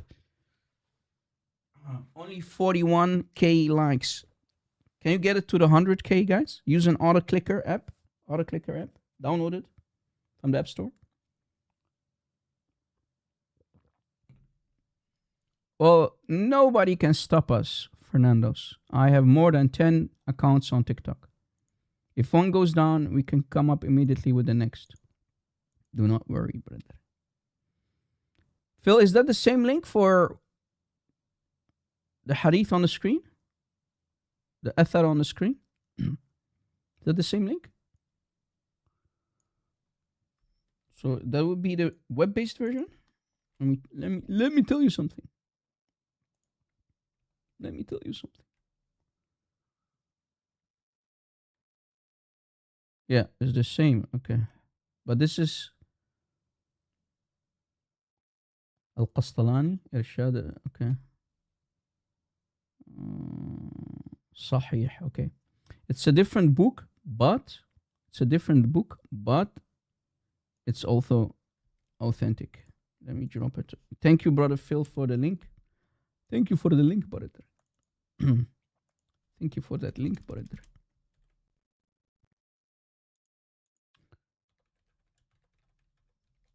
So we have not one, but two different sources. You see, guys, what kind of blessing we have when we have such an admin team that are actually providing even more sources on the table. Awesome, man. I want to ask the Lord to bless us with even more beautiful admins that we have. I mean, it's already a luxury to have such a team of admins, but man, I'm so blessed. I'm so blessed to work with such beautiful, amazing admins, man. They are always working hard, so hard in the background. Thank you, Lord. Thank you, Father, Son, Holy Spirit, Father, Son, Holy Spirit, Father, Son. Any Muslim? Any Muslim? And I know that Brother Reversion is already working on the timestamps too for the people who are new to our ministry.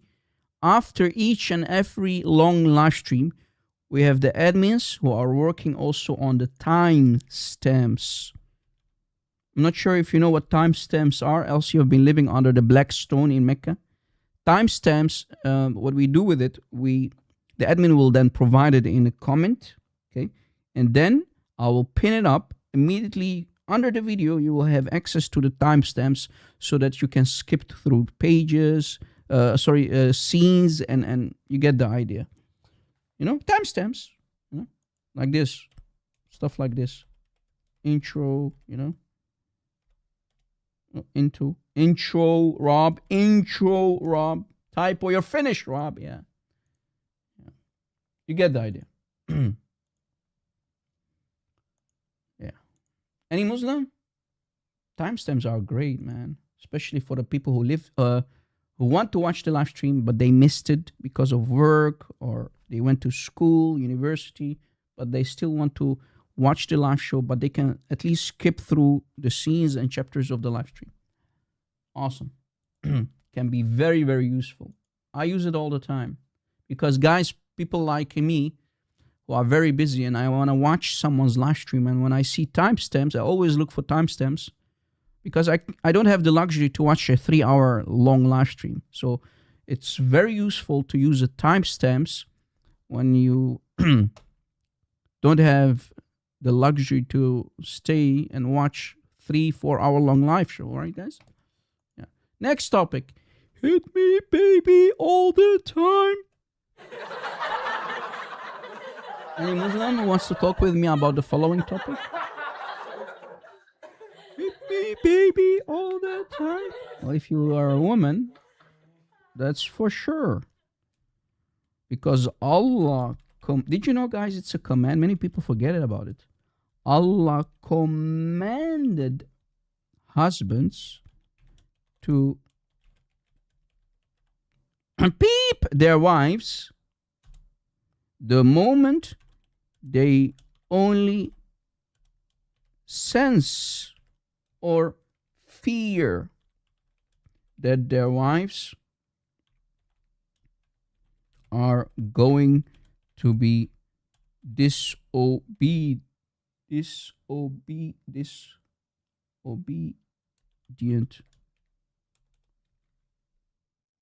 So the wives, guys, didn't do it yet. So only if you fear, maybe you have a Spider-Man sense, Spidey sense. I fear, before the wife does it, I fear that she's going to be disobedient. Well, guess what? Allah, it's a fi'l amr, it's a command. It's a command by Allah in chapter 4, ayah 34. Allah commands the husbands to beat their wives the moment the husbands fear that their wives are going to be disobedient. Let's say you sense that your wife would have a huge headache. She doesn't want to sleep with you for a month. Husband, I have a headache for 2 months. For the entire shahr of Ramadan, brother. Fi shahri Ramadan, I have a huge headache, brother. I don't want to sleep with you. The moment you fear that she's going to say it, she didn't say it yet. The words did not come out of her mouth yet. You are you are commanded to be beaten by Allah. The husbands are commanded. It's a fa'al amr. It's a command. Fa'al amr, command. Beat them. Allah says, beat them. It's a command. Many people think it's like, you have the ability, or you are, you're allowed. No, it's a command. You know what the command stands for? Allah commands you the moment you fear that your wife is going to be disobedient to you, you can beat her immediately. So it's a command. It's an obligation. Fa'al amr, exactly. Command. No choice. You see the beauty of the Quran and Allah and Islam? Guys, today, in 2026, if you see a dog being beaten, people will come immediately and give you a citizen arrest, as the picture here on the screen. This guy started to beat a dog, okay? And he was about to beat the dog to death, right? They gave him a citizen arrest. Do you see the guy? You see, they jumped on him. They gave him a citizen arrest before he could beat the dog to death. So what about beating women? Beating women. How is this God allowing you, actually commanding you? Forget about allowing. Minus allowing. Commanding you as a husband. Commanding you. Allah's commanding you in chapter 434 to beat your wife, strike your wife, the moment you sense that you fear that she's going to disobey to you.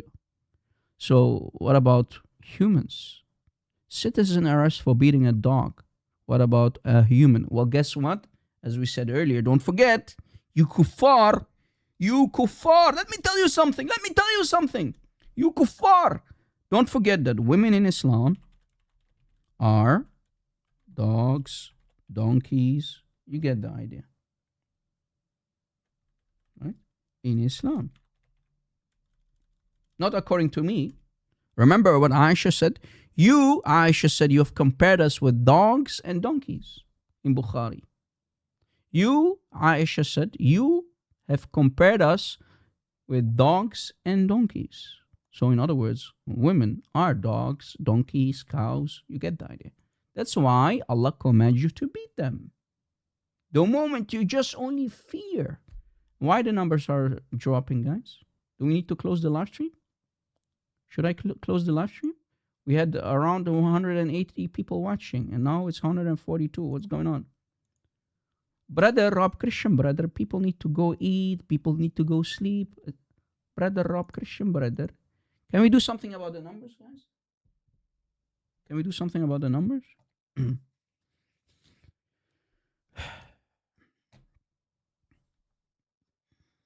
Smash the like button, share the link. People went to iftar. They are going to have a feast, brother. Feast, brother. Moments ago, the Muslims were watching. Now they are going to stuffing their faces and calling it fasting, brother. Fasting. Brother Philistine, brother. It's very hard to feast, by the way, in Islam, guys. Very hard. Why sugar diseases skyrocket during the month of Ramadan? Brother? Why? Huh? Look, guys. In Al-Musannaf لابن أبي شيبة. المصنف لابن أبي شيبة. المصنف لابن أبي شيبة. And here is the link. The famous Ibn Abi Shayba. Volume 4. Volume 4. On page 354. المصنف لابن أبي شيبة. Page 354. المصنف لابن أبي شيبة. We have a hadith. Hadith. I have to highlight. I didn't highlight it yet. So I downloaded this book recently. That's the hadith number. Okay. That's the hadith number 6383. And on the next page, so that's where it starts. And then it continues on the next page. Here, this part I did highlight. So I was only able to highlight the next page. I didn't have enough time that day. So page 355, the hadith continues. And you see, guys, if we scroll down, the hadith is sahih. Sahih. We don't use da'if, guys. We don't use da'if. Sahih. Okay. The hadith continues. Rob, what does it say? Well, guess what? I have a beautiful English translation. So there are two hadiths. I'm talking specifically about the long one here. This one is hadith is sahih. Sahih. Okay. Narrated Anas bin Malik. A female slave came to Umar bin al-Khattab. He knew her through some of the immigrants or the Ansar. She was wearing a jilbab, a cloak, which veiled her. So this is talking about what? A slave girl. A female slave. A slave girl. Okay? She was covered. She was covered. He asked her, have you been freed? Omar, the filthy Omar, Caliph Omar, said to her, have you been freed? Are you a free woman or are you a slave? She said, no. He said, what about the jilbab? Why are you wearing a jilbab, a cover? Why are you covering up? Why are you covering your face? You get the idea, right? Pull it down off your head now or else. The jilbab is only for free women, not for you. So guys, slave girls must be always naked from the belly button up, completely naked. So the melons should be, dancing up, down, left, right when you walk, right? Doing, boing, boing. That's how the freed women were walking around, slave women were walking around. So he didn't want her to cover up because she's not free. Covering up is only for the Muslim woman, as you noticed. The jilbab is only for free women from among the believing women. So you must be a Muslimah to cover up. You have to be half naked. Your melons should be outside. Set them free. Set them free. Show me the melons, baby. Omar said, show me the melons, baby. So he came at her. It's not enough to remove her head covering. He came at her with a whip and struck her on her head. If. Respect for women, guys. Islam respects women until she removed the head covering. Do you see it? Do you see what he whipped her like a dog. He whipped her like a dog.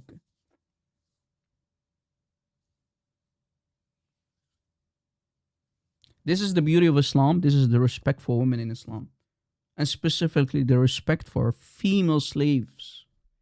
Guys, if it wasn't for the United Nations, the UN, if it wasn't for the United Nations, and specifically in 1962, literally a couple decades ago, if the United Nations did not force Saudi Arabia, Mecca, the Saudi government, the authorities, to abolish slavery in 1962, you could now go to Mecca and buy to Mecca, Medina.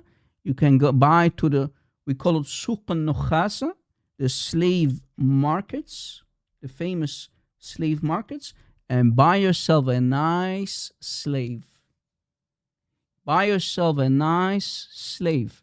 So you should thank the United Nations, the West, for forcing the Saudi authorities, the Saudi kingdom, to abolish slavery, the slave markets. You see how beautiful Islam is, guys? If it wasn't for the West, actually, the West forced morals on Islam when it comes to slavery. Yet these people have the audacity to attack the slavery in the Old Testament. The slavery in the Old Testament is far different from what Muslims understand what slavery is. Women that are slaves must show their breasts. They are not allowed to uncover. They are not allowed to cover up. Often they are completely naked too. If you look at the videos, there are very old videos, guys, that's circling on YouTube. I don't want to play the videos to get the live stream bananaed. But there are videos on YouTube where you can see before 1962 how the slave markets in, let's say, Saudi Arabia looked like. How you could go there and even buy humans. Humans. And even in secret, guys, in secret, you still can buy slaves in secret. So it's not completely abolished by the West. Because the Western countries don't always, they don't always keep an eye what's going on in these countries, in these filthy Muslim countries. But officially, slavery in the Islamic countries, it's forbidden, it's abolished officially, according to the books. Hey, Brother James, kifak habibi, salam al-Masih, Divine Mercy Apologetics. Do me a favor, guys, subscribe to our brother James here, Divine Mercy Apologetics. Hey, brother. Give him some love, give him some support.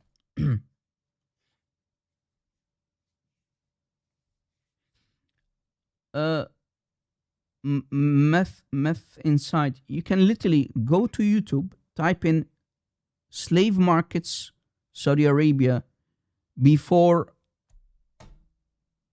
it's abolished, and you'll find it. I can't play the video. Forgive me. It will, my live stream will get bananas, especially the TikTok one. Right? So again, the West forced Saudi Arabia, the Saudi government, the Saudi authorities to stop slave markets. All right?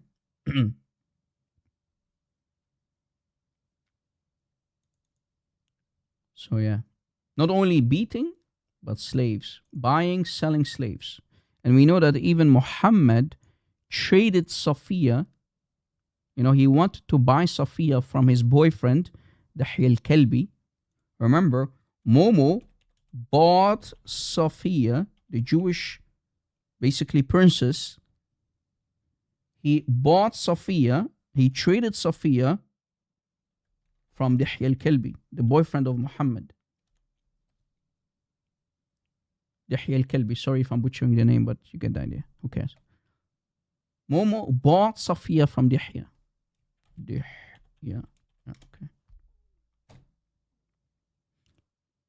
By trading her with multiple slaves. Because she was a princess, right? She was a Jewish princess, basically, of her village. Dihya. Imagine. And literally, after unaliving her father, her uncles, her brothers, immediately the same night he raped her. This keeps freezing is from your side. No issues here.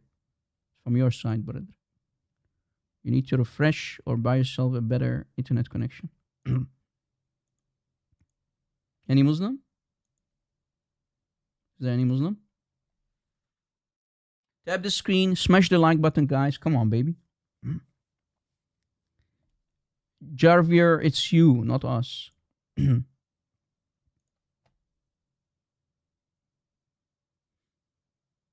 Yeah, if you want to find something on YouTube, come on, guys. Is it really that hard to use the search engine? You want me to do all the work for you guys? Come on.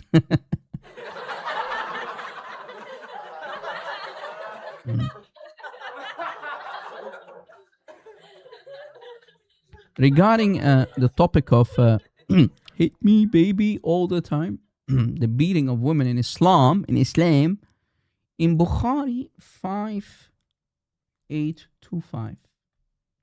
5825. Narrated Ikrama. Rifa divorced his wife. So a man divorced his wife, whereupon Abdul Rahman bin Zubair al-Quradi married her. So this divorced woman got married to another man. Aisha said that the lady came wearing a green veil and complained to her, Aisha, of her husband and showed her a green spot on her skin caused by beating. Emotional damage. So this woman who got married to a new husband, when she came to complain to Aisha and Muhammad, Aisha saw that she has a huge green spot on her skin from beating. Green spot on her skin from the beating by the new husband. He was beating her into a bloody pulp, clearly, right? Green spot, imagine. It was the habit of the ladies to support each other. So when Momo came, Aisha said, I, Aisha, have not seen any woman suffering. Oof, I thought there is respect in Islam for women. No, women are not humans in Islam.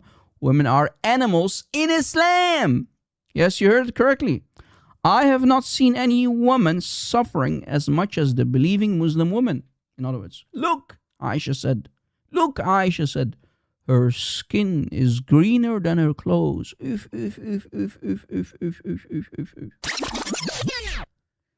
So the Sahaba were doing what? They were playing hide and seek with their wives. But at the same time, they were beating them to a bloody pulp. And even their skin were more green than the clothes of the woman. They were using the women like a punching bag, brother. A punching bag has nothing on the Muslim woman. So I always find it fascinating, guys. I, Rob Christian, find it fascinating when a Muslim woman calls on in the live stream and she wants to defend Islam and Muhammad. A woman in Islam,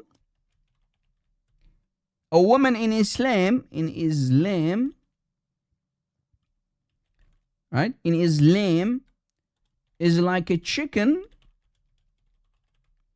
who's defending KFC. And that's my line, by the way. You kuffar, you Christians stole it from me. I will sue all of you. I will send you copyright strikes if you use it. Yeah, that's my line. I invented it. Yes, you heard it correctly.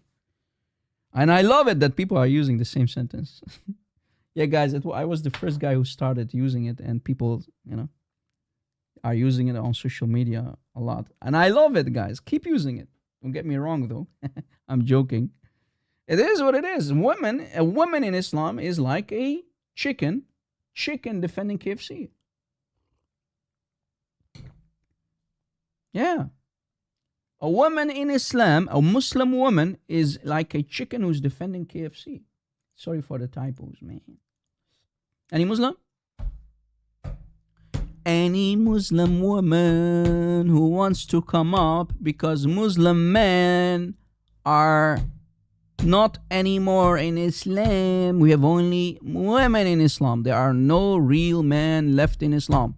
And I have to say it on every live stream, because a Muslim man who loves his prophet should come up and defend the honor of this false prophet who allowed Muslim husbands to beat their wives, and even the skin turned greener than the clothes, according to Aisha. Aisha speaking, not Rob Christian. Okay.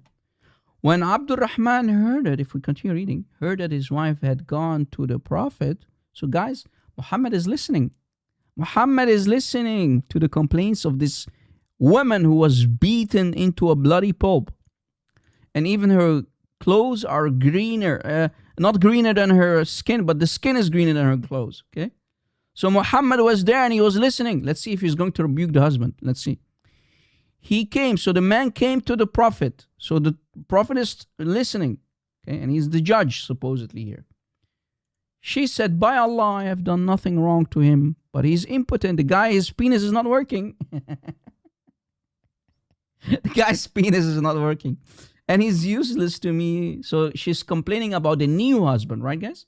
Basically, she wants to go back to her previous husband. Okay? Holding and showing the fringe of her garment, Abdurrahman said, by Allah, Wallah ya Rasulullah, she has told a lie. She's lying. My wife is lying. My wife is lying to you, ya Rasulullah. I'm very strong, very sahih between my pants, brother. I'm very strong. My banana is working, brother. Very strong. Like horsey. Adrian! Yeah, he's like Rocky Balboa, brother. He is the Rocky Balboa of the 7th century. Rocky Balboa. I'm very strong like a horse. I've 80 horsepower in my pants, brother. Yeah, very strong. And can satisfy my wife, her, but she's disobedient. So, 434 allows me to beat her, ya Rasulullah. Now, let's see. Let us see if the Prophet, if Momo will rebuke this husband who's beating his wife. Let us see if Momo will rebuke him for beating his wife. Let's see if the Prophet will allow this man to continue or stop beating his wife for her supposedly being disobedient. She doesn't want to sleep. Guys, do you see what disobedient mean here?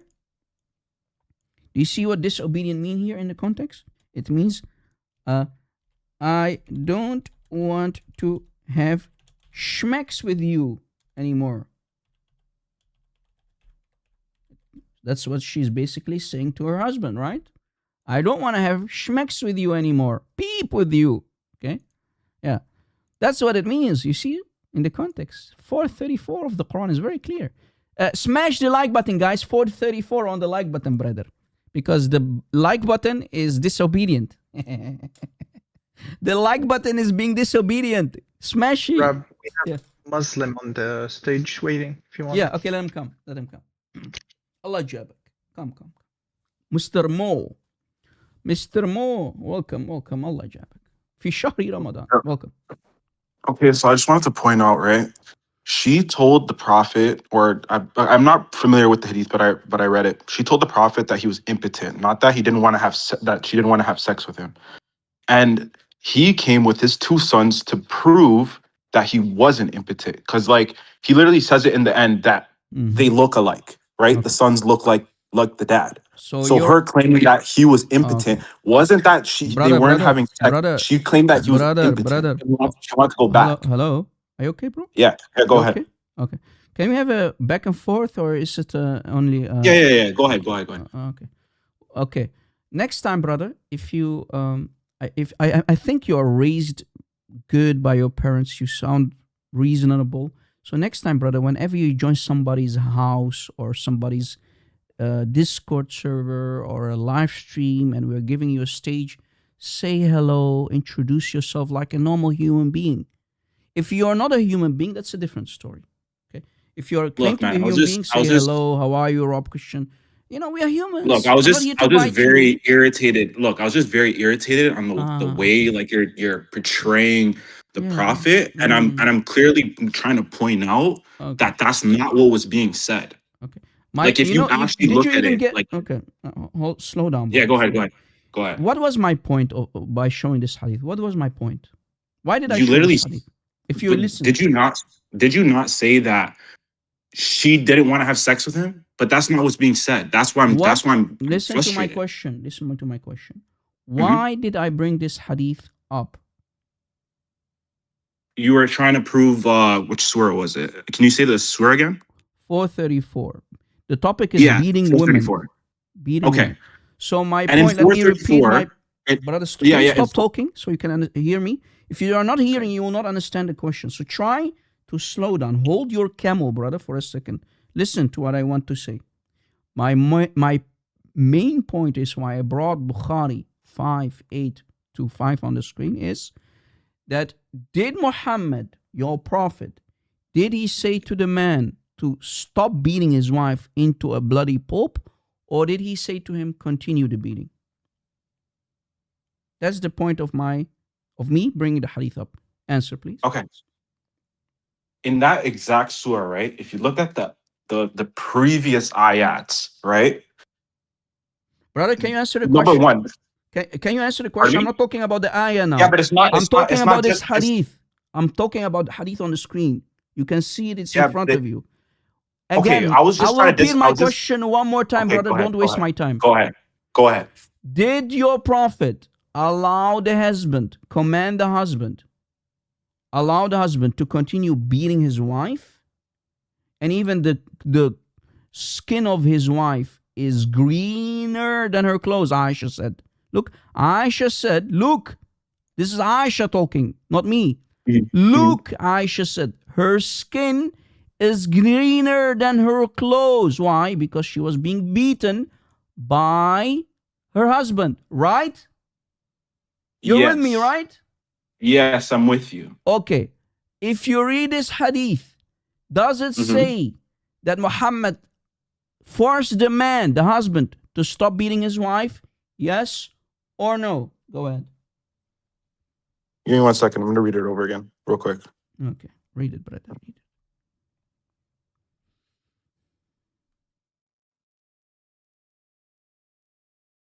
Let me drop the link for you one more time. For everyone. No, who I'm get- reading read it. I'm reading it, yeah.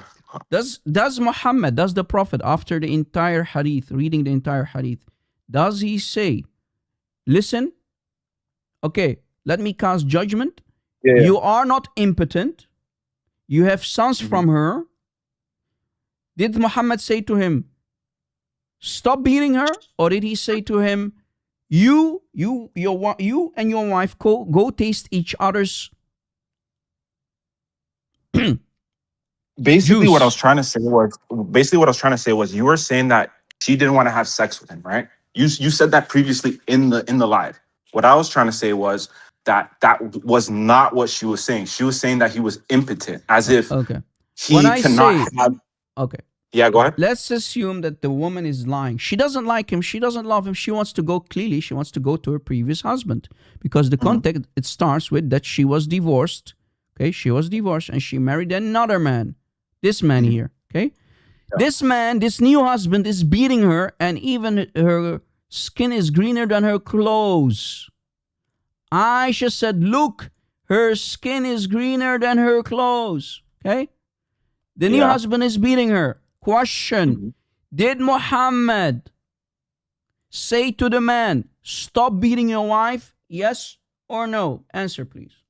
It's not in the hadith, but what I was trying to say was the fact that she said that the man cannot have children, Forget right? about was that. proof Forget about she that part. lied. I don't care But about that that's- part. My topic is beating. Beating. Hit me, baby, all the time. Or did Muhammad say don't hit her? And at the end of the day, Islam doesn't even teach that you should be beating your wives. Really? It doesn't teach that. There's Have a you read whole. There's a whole. 434? Okay. Yes, I have. And did you read the previous ayats before that? Like Read it. ayat 32. Before You we have to go there, understand before the we go rights there, and can be you, fair. for the love of your prophet, if you love your prophet, can you, before we go there, before you Yeah. run we will go there. Don't worry. Can you answer Okay. my question? Did Muhammad say to him, stop beating her? Or did he say to him, let her taste your juice, asilatuki, and you must taste her juice? Or did he say to him, stop beating her? What was it? Read, continue reading. The hadith is on the screen. Continue reading. What did Yeah, but Muhammad he didn't say Let's he didn't read- say he didn't say Can not we to read? beat her. Let's but read when you're- together. Let's read together. Okay, Slow go- down. okay, go Let's ahead, read go ahead. together. Go ahead. Go ahead. Okay. Allah's messenger said to her, if that's your intention, then know that it's unlawful for you to remarry. So she is not allowed to remarry Rif'a, so the previous husband, unless, so this is about the previous and the new husband, unless the new husband, Abdul Rahman, that she's currently married to, has beep with you. If you go to the Arabic, literally it says he must taste her vagina juice and she must taste his semen. That's what the Arabic says, by the way. So this is a false translation. Okay, this part here is false translation. The Arabic says asilatuki. Okay, so she must and he must. Okay, that's what it says. Then Okay, cool. yeah, imagine this is a prophet of God talking. Your prophet, this is your prophet talking, and you claim that he's a prophet. Cool. Look, if you don't believe me, here is the Arabic. Look. Don't say Arabic like, okay? Here. Usay latiki. What does usay latiki mean? Your juice, your vagina juice. Okay, beautiful. This is the prophet, guys, the prophet of Islam. Aywa. This is the perfect example for mankind to follow. Yeah. The pattern of conduct. I've never personally like seen that part because again, I'm not Yeah, of claiming to course. be like You're only super Muslim by name. knowledgeable. I know. You Muslim, Muslims yeah. who don't speak Arabic, this is why I don't consider you to be a real Muslim. Because you don't know Arabic. So, Okay. So I let's don't know continue. Arabic. Forget I know about how to read tasting Arabic and I read juices the and translations whatnot. of the Quran. The fluids, the sexual fluids. Forget about it. I am asking you. I don't care for this moment. I don't care about the filthy language of your prophet, the explicit language of your prophet. I care about, did Muhammad say to him, don't beat her, or did he say continue beating her? What was the answer? He didn't say. Did he say continue beating her? Did he say no? Did he say continue beating her? Did he say don't beat I'm her? asking you. In this hadith, did he say continue beating her? Because in the Quran it says to strike the wife, and after that, in the next ayat, it says get a family member to mediate the problem. That's why I was trying to tell you. If you look at the previous ayats before you just pick out that one, oh strike, oh they're beating their wives, da da da da. It tells you there's a structure to it.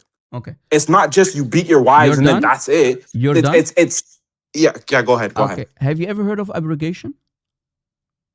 Yes, I've heard of abrogation. It's abrogated. It's abrogated. Did you know that? No, you didn't. Didn't you? You didn't. Guess what? What do you mean abrogated? How do you know it's abrogated? Because we have books of scholars who wrote books of abrogation. We have the tafsir, right? Did you check it out? No, you didn't, but I did. So No, I haven't. 434 is the one that stands strong. Muslim husbands, chapter 434, Muslim husbands, if they fear, let us now go to the Quran. So you didn't answer the question. It's okay. What can we expect from Muslims? You didn't do your research. So I have to teach you your Quran and the abrogation. But no problem. 434, look. Is this a fi'l amr? Yes or no? Is Allah commanding husbands to beat their wives? وَضْرِبُهُنَّ? Is this a fi'l amr? Yes or no? Wait, give me a second. What's the surah again? 434. You don't know your Quran, man. And you think you can teach me Quran? Yeah, I know the names. Give me a second. Hold on. 4.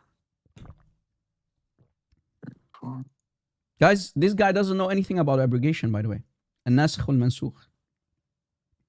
You don't know that there's something called abrogation in the Quran? No answer. Did you ever hear of abrogation, my friend? Yeah, I've heard of abrogation, but recently.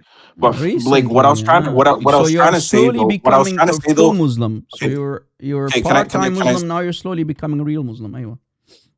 Okay, what I was trying to say was you're saying that Islam teaches, the Prophet Muhammad taught that you have to strike your wives. What I was trying to say the was, moment, if you actually look at the context of it, there's a structure to it. You have to be fair to your wife. It's not just, oh, you have to be the brother, control them. read. But those, meaning wives in context. You see your translators putting everything between brackets. What is between brackets is not there, by the way. So if, let me do this, look. Poop by the translator. Poop by the translator. Poop by the translator. You see, this is all of this is poop. So I have to remove the poop from your Quran. The translators are literally pooping in the Quran. So let's read it now. But those from whom you fear, only fear. They didn't do it yet. So the wives did not do. They are not disobedient yet. Nushuzahun, right? If you fear, literally here's the Arabic fear, by the way, here. If you only fear, let's say, brother, you're smelling that your wife, I'm smelling it in the air. You're smelling that your wife is going to be disobedient to you. She didn't do the act yet of disobedience. You are allowed, Allah commands you, not allowed, commands you to beat her. Did you know that? Beat her, وَاضْرِبُهُنَّ. Does it say beat or does it say strike? Yes. Beat. It says beat. Yes. You're saying you have to beat. Okay, Yes. so where is it? Beat. Or does it say strike? It says strike right there. Okay, let me remove the poop. Any Arabic speaker knows what beating means. That's what it means. Yeah, but you're Beat. look, strike Beat them. وَاضْرِبُهُنَّ. I'm looking at the Beat them. translation. I'm looking at the actual translation, not just you saying what it means. Brother, hold on. You're Did the Quran came in down in Arabic or English with this filth on the screen that I have to remove every second? You see how much filth I removed already? So yes, it says beat them. Here. You just wiped out the translation in English. Because I'm not it's okay. poop. Anyone can just say what Arabic Brother, words. I'm a native What, Arabic okay, speaker. can I ask you? Okay, can I ask you a question? Do you want me to Can I ask beat you a you question? and insult you? No, you don't want me to do that. Can I ask you a question? Let me finish. Yeah. If I say to you, tridni adrubak, do you want me to beat you? No, that would not be human and civilized for me. But your Quran is not civilized. Your Quran comes from a caveman. What kind of woman should be beaten, bro? If you beat a dog, question, now as we speak, if you beat a dog on the streets, what will they do to you? Will they do this to you? Yes. They will give you a citizen arrest. What about beating your wife, the mother of your precious children, on the streets? You think someone would come to you and stop you? Yes. But Quran commands you to beat your wife. Can I ask you that question? Can you answer the question? Would you Arabic allow? words, do they have multiple meanings? Let's see. Do you live? I'm asking Hold you a on, question. brother. Yeah, go ahead. Brother. Let me ask you a question. Do you live in the West? Yeah. If someone beats a dog on the streets, how many people will jump on him and give him a citizen arrest? Many, right? What about if you see a man beating a 5 feet tall woman? Would you, if you're a man, or other men who are watching, would they stop him from beating his wife on the streets? Beating her to a complete bloody pulp? They would stop him, right? Thank you. But guess what? Allah commands you to beat your disobedient wife. So who has better morality? Who has better morality? Who has better morality? Us humans in 2026 who will give someone a citizen arrest for beating a dog, let alone a woman on the streets, or Allah who claims to be God of Islam and the false prophet Muhammad. So then why didn't the Quran does it say you have to be just to your wife if we have to be beating them? What I was trying to say was are do you telling Arabic me- words. Okay. What am I trying to say? Do Arabic words have more than one meaning? Well, you can. If you can read out an Arabic word, is it possible that would have more than one meaning? Beat is beat, no. Beat is beat? Can you show me that? In the context, in the siyaq of the jumla, literally, وَضْرِبُونَ means literally beat them. So then why is the English translation say strike, not beat? You know what? Why does Call all the English man translations say strike hold on. and not beat? Why did Allah not send down the Quran in English, brother? Allah, are you there, Allah? No, Allah never talks to humans. If specifically he didn't talk to Muhammad, that's very strange. Was But the anyway, was the Bible translated in Let me English? tell you something. Let me tell you Was it something. even Why did was it even Allah, in Hebrew? brother, Like, what are you talking are we going about? to play the game Arabic English now? I thought Okay, that the well, Quran came down in okay, Arabic, not English. what I'm trying to say is this, right? I'm trying to say all the English translations say strike. You're saying beat, right? Okay. Let me The ask you a translation says question. strike. Let me And ask you a Arabic words question. have multiple Let me meanings. ask you a question, Mr. Translation. Okay, go I will ahead. call you Mr. Go ahead. Translation. Did Allah send down the Quran in English, Swahili, Chinese, or in Arabic? Arabic. Is it my problem that you don't know Arabic? Or is it your problem? You are the Muslim, not me. Why do you want to make your problem? Yeah, you illiterate in Arabic. You're illiterate in Arabic. Why do you want to make your problem my problem? Is it? It's not my problem. It's yours. My issue with this is that you're saying a word that's not even in the translation. I promise you, if you learn Arabic, you're not going to stay 1 second in Islam.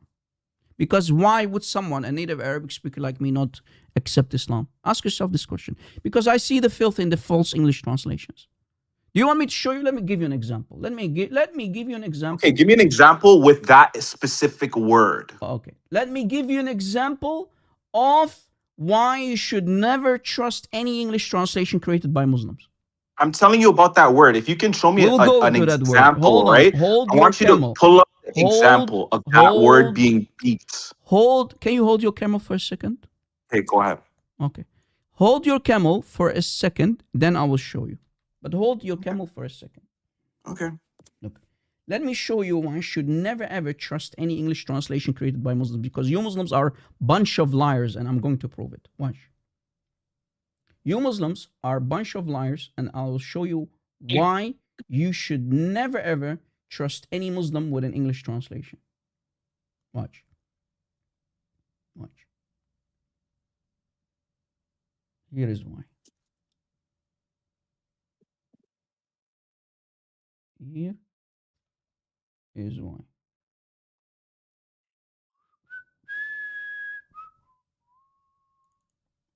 Look at the screen.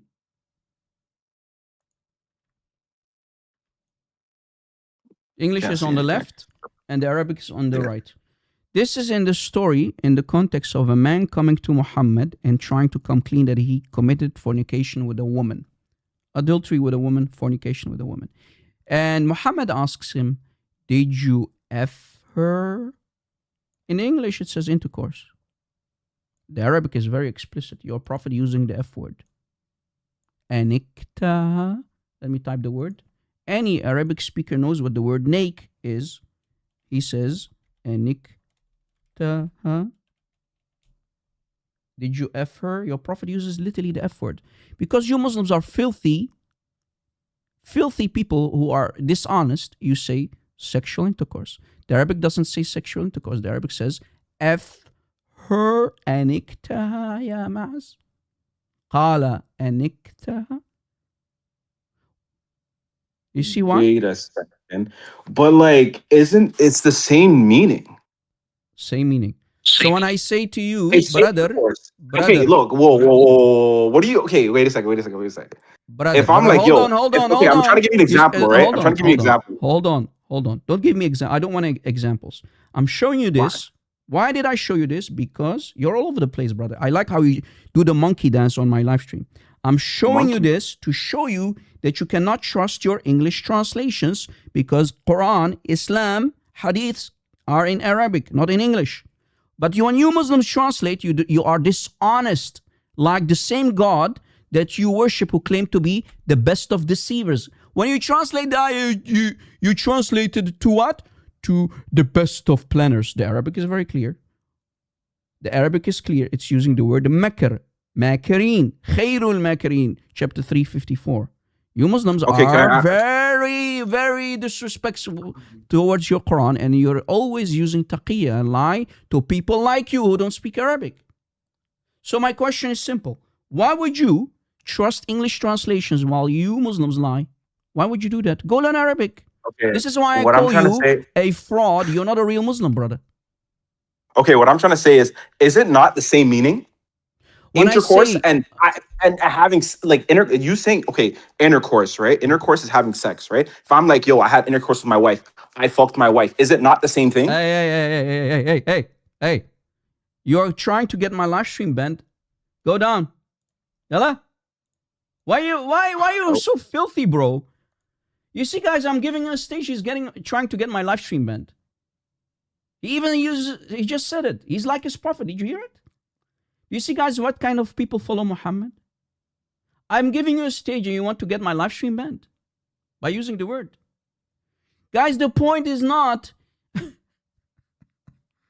I'm showing you, I don't care about the actual action. I don't care. I'm showing you that you Muslims are filthy liars, just like your prophet and Allah, because you cannot translate correctly. You need to always sugarcoat the translation. I don't care if the meaning is the same. I care what your prophet explicitly said. Your prophet said to another man, did you F that woman? What kind of man says that? But anyway, I don't care about the filthy language of your prophet. We know how filthy Muhammad is. We don't care if the action means the same. We care about the idea that you Muslims cannot translate. You Muslims are a bunch of liars and deceivers, and you just proved that you use the same filthy language like your prophet. Because, you know, the tree does not fall far from the apple. Brother. The tree does not fall far from the apple. You follow a nasty prophet because you are nasty like your prophet. And you're trying to get my live stream banned. Disgusting human being that you are.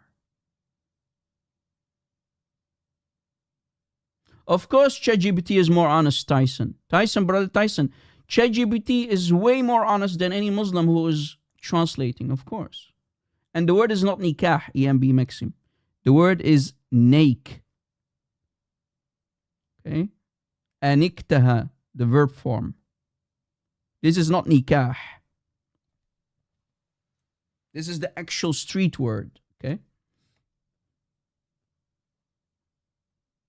The guy's getting my live stream banned. You Christians are creative, man. Look. This is a woman, guys, in Islam who's trying to defend KFC. You see it? This is what a woman is who is trying to defend Islam and is a Muslim woman in Islam. Because you are literally defending beating of women, being called qahwa, we showed it the other day, being compared to dogs and donkeys, and even the women in the 7th century used to come and complain about being beaten, and their skin is more green than their clothes. Yet Muslims of today want to tell us, you should not beat women. Well, you are better than your husband. You're better than the Sahaba. You're better than Allah. Remember, in the streets, you filthy creatures that you are, since you are Muslims, you are, I don't consider you to be humans. I'm going to be honest. You Muslims are not humans, because if you beat a dog on the streets, you're going to get a citizen arrest. But you Muslims, well, if you follow your Quran, your Allah commands you to beat your wives. Because you know your women are even lower than dogs. Because if anyone beats a dog on the streets, he's going to get a citizen arrest. But you Muslims, husbands, beat your wives. Because you know Allah commands you to do that the moment you fear disobedience. Chapter 434. Oh, brother, it does not mean beat. It does not mean beat. Yes, it does mean beat. Darb. Any Arabic speaker knows that what the meaning of darb. Daraba means. Darb. Daraba. Beat. Go learn Arabic. Is it, guys, is trying to make his problem, my problem. The guy doesn't know Arabic. The guy doesn't know Arabic. Is that my problem? Is that my problem? Look. Donkey who doesn't know Arabic. What can we do? All of you Muslims are yafurs. Hit.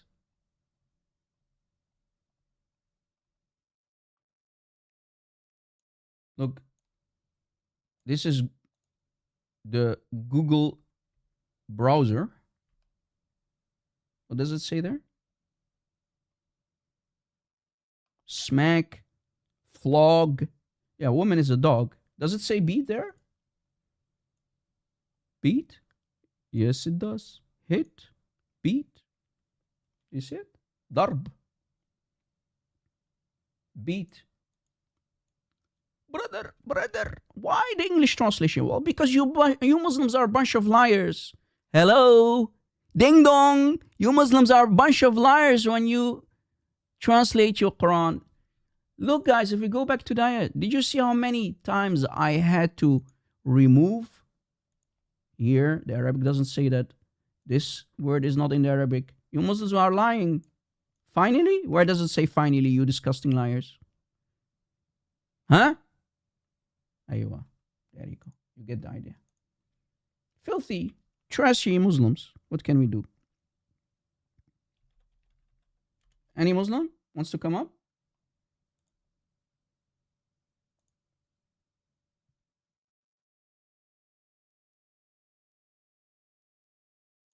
Any Muslim?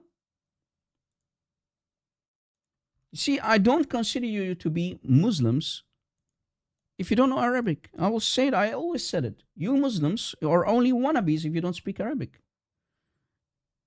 Islam is an Arabic cult created by an Arab. You're not Arabs. Pakistanis, Afghanistanis. Look, here is even a classical dictionary created by Muslims. Almaani.com. Look. Do you see it? Do you see it? Why the English? Well, you Muslims are lying. You Muslims are a bunch of liars.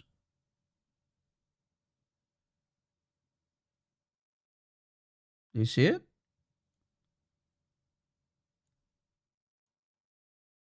Do you see it? Does it say that, Rob, in the English translation? Yeah. Disgusting liars. What can we expect? Here is the link for the classical dictionary in front of you. It doesn't say that. It's clobbering time. Hulk smash. It means beat the crap out. Lord have mercy. Guys, you must be a true, let me say it as it is, because people who know me, I will never ever be political correct towards Islam and Muhammad. I will say things as they are. You must be a true son of Satan. You must be a true son of Satan to follow Islam in 2026. You must be a true son of Satan, the father of lies, to be a Muslim in 2026, knowing that your daddy is allowed to smash your mommy.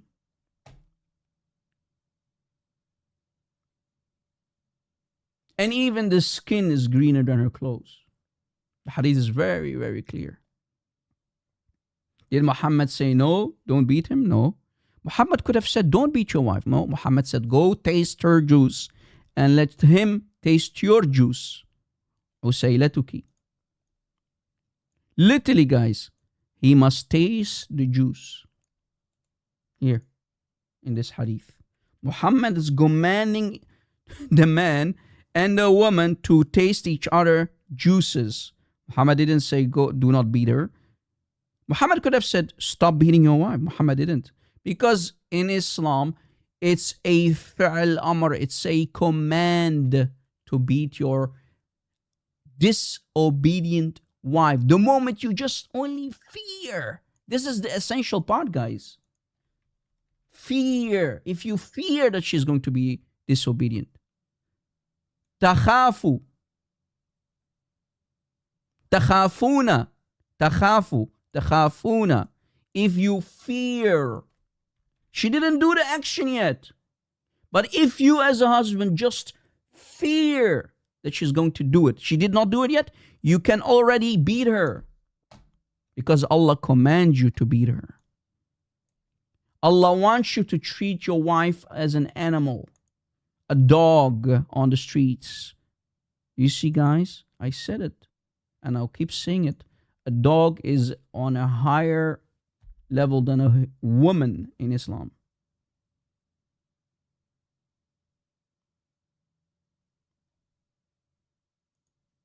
Because dogs, if you beat a dog, but you cannot enter a Muslim house and say to the husband, do not beat your wife. Allah commands me to beat my wife. Who are you? Who are you? Allah commands me to beat my wife. So who are you? Right?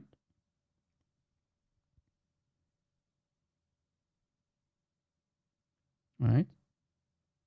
Remember, a woman is half-brained in Islam. Half-brained. ناقصة العقل ودين. She is literally deficient.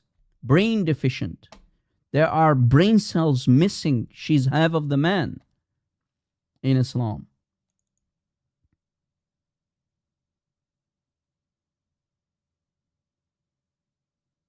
Look. Don't take my words for it, guys. Look, here is another hadith. Let me show you all the hadiths that I have about beating. Look, guys.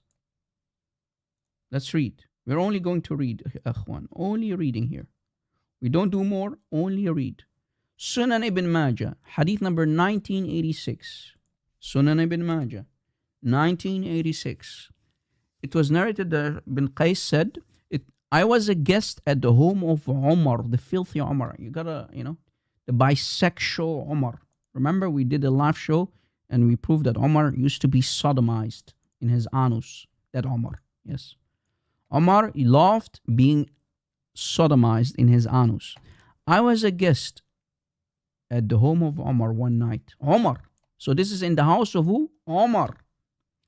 And in the middle of the night, Umar, went and hit his wife. And I separated them.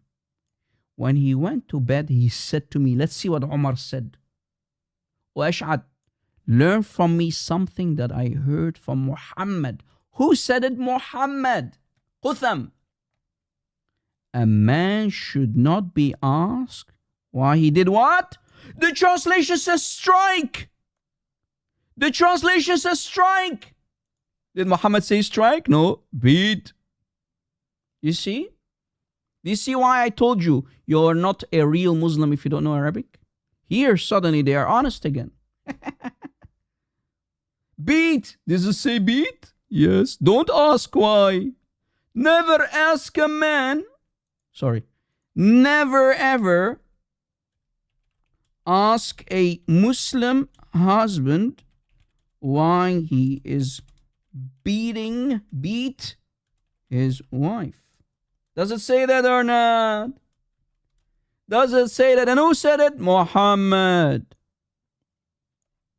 Muhammad said it. A man, a husband in Islam, should not be asked why he beats his wife. Does it say beat? It does.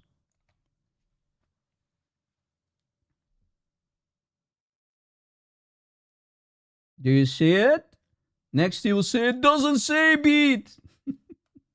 It doesn't say beat. Mo said, it doesn't say beat. Yes, it does. It does.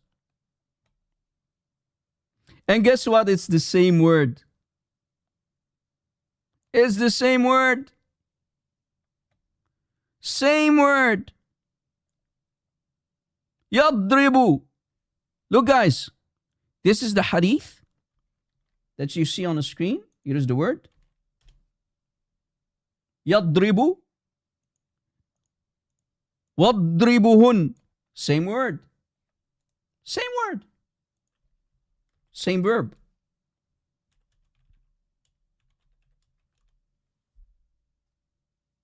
Uh-oh. He said it does not mean beat. Yes, it does. And the hadith is very, very clear.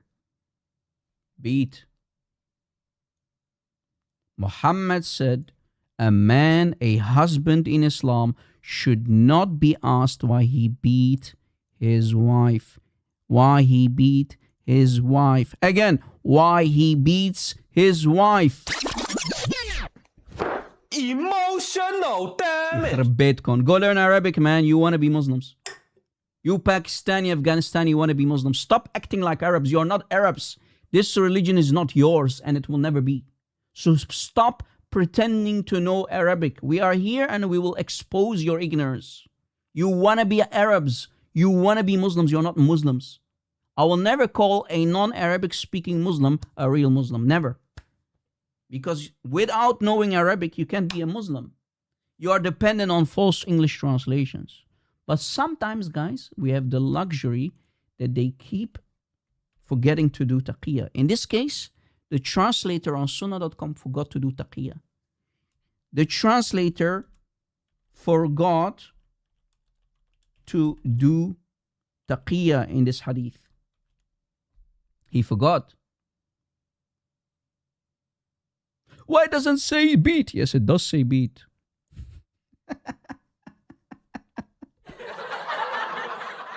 Yeah, and my TikTok live stream went down, guys. They flagged the live stream. And nobody told me that.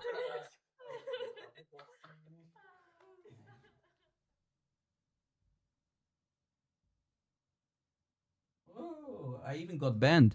I got banned. They falsely flagged me, guys. They falsely flagged me and it got banned. Wow. The live stream got banned. Let's see how many days I lost. I will lose this main account. It's okay, man. What can you expect? Cowards. Muslims are cowards and terrified donkeys. You Muslims are terrified, cowardice donkeys. That's what you are. Yeah, the live stream went down. It's okay, brother. It's okay, brother. It's okay, brother. It's okay.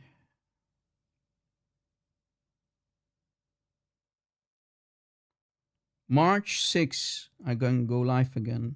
I appealed it, but let's see. March 6. Live stream is banned. So my account, I cannot live stream until March 6. Imagine. They are so terrified of me on TikTok, guys, that they always need to falsely flag. Yeah. And 3 days again. It's okay, guys. It's okay. Don't worry. Be happy. That means, guys, we're doing a terrific job. Imagine if they don't try to silence me. Again, imagine if they don't try to silence the Rob Christian, one of the most dangerous people on the planet who exposes this cult of Muhammad, the cult of Satan himself, the father of lies. This religion cannot survive. It cannot handle critique. It can always thrive only through infiltration, lies, taqiyya, and deception. This cult is so da'if. This demonic cult of Satan is so da'if, so weak, that it can only thrive or either on ignorance, scare tactics, and false flagging by trying to silence people. You don't speak Arabic. Why doesn't it say strike? Is that my problem that you Muslims lie in your English translations? Is that my mistake? Does it say beat? Yes, it says beat. Is this the same word? Yes, it's the same word. Yadrob, daraba, darb. It's the same word in the Quran. 434. So guys, what I need you to do,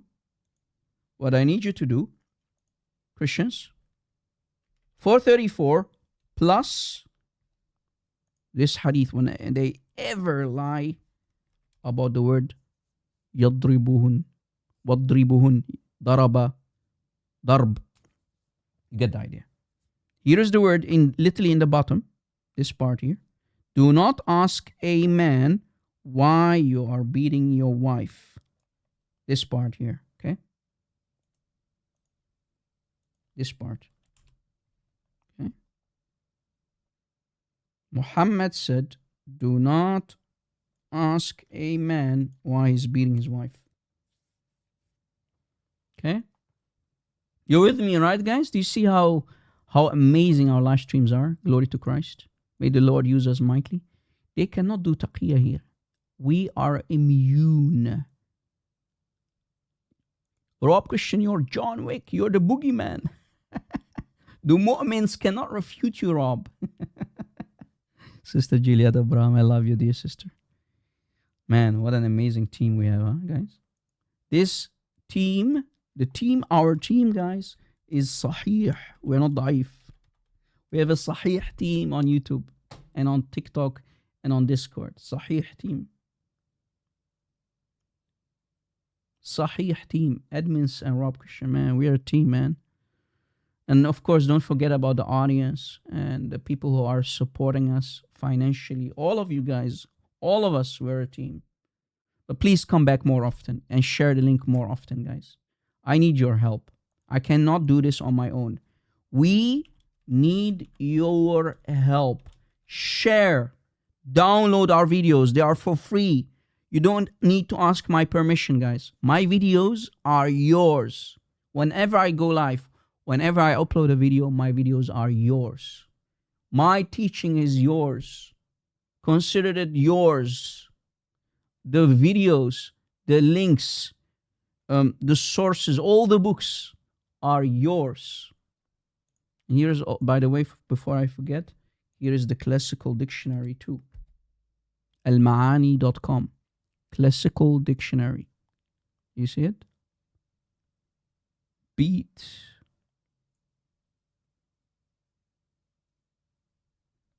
Guys, it's time to rise up. Teach your children. Educate yourself first. Warn your children and against this demonic cult that allows you to beat women. Commands you actually to beat women. But today, on the streets, we would stop someone who is beating a dog. So what about beating a 5 feet woman, let's say? But in Islam, Allah commands you to do that. Chapter 4, ayah 34. And you're not even allowed to ask why. Do not ask a husband why he's beating his wife to a bloody pulp. Omar was beating his wife. Omar beat his wife. And I have more, guys. Here's another hadith. Watch. Here is another hadith. Guys, I want you to collect all the sources today. It's time. Wake up. Rise up. Sources are in front of you. And here is the link. Jesus is Lord. Amen. And Muhammad is a fraud, my friend. Jesus is Lord. The King of Kings. And Muhammad is a fraud. Sunan ibn Majah, hadith number 1985. Let's read. The Prophet said, do not beat the female slaves of Allah. So do not beat women. The women. Watch this. Guys, female slaves means literally women. Okay? Women. Sometimes you see they try to confuse you. Be careful, guys. Be careful. This is talking about women in particular. Okay? The women of Allah. Women, in other words. Then Omar came to the Prophet and said, the filthy Prophet said, Ulala ya Rasulallah, the women, do you see the women?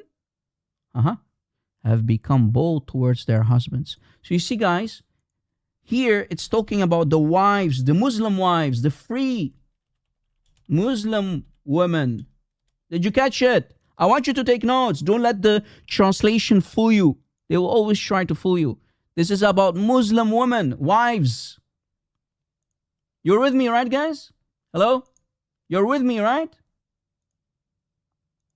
You're with me.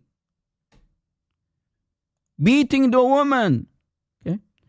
Ulala ya Rasulullah. The women have become bold towards their husbands. So order the... Does it say beating? Yeah, they even... You see, guys, what they do? Do you see what they do? Do you see what they do? The filthy liars, they put a space here. Do you see it? So you won't find the hadith easy. Do you see it? When you're not an Arabic speaker, do you see it? What they do, guys?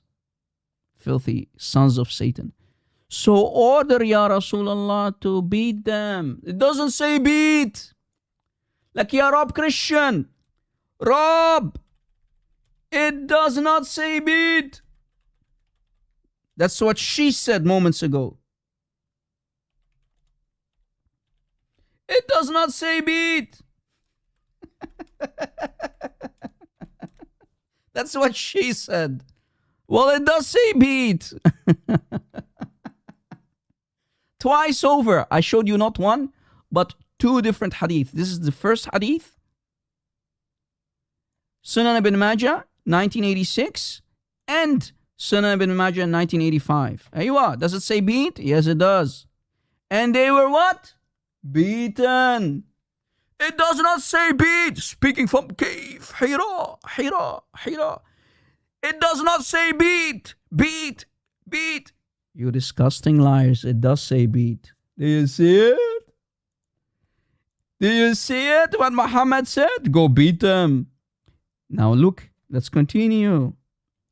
Then many women went around to the family of Muhammad. So the women started to complain. They are getting, you guys, the women are complaining for being beaten like, Mike Tyson when he's, beating his opponents, round one, using them as a punching bag. Literally, guys, the Muslim husbands were beating their wives like punching bags. So the women started to complain. They came to the house of Muhammad, the houses of Muhammad. The next day, Momo, the filthy Momo, said, last night, 70, not one, not two, but 70 women came to complain. They came complaining about their husbands beating them. Rob, it doesn't say beat. Rob Christian, it doesn't say beat. Like a green dress, exactly. The husbands were beating their wives into a bloody pulp. And even Aisha used to say, the skin of the wives are greener than their clothes. All right?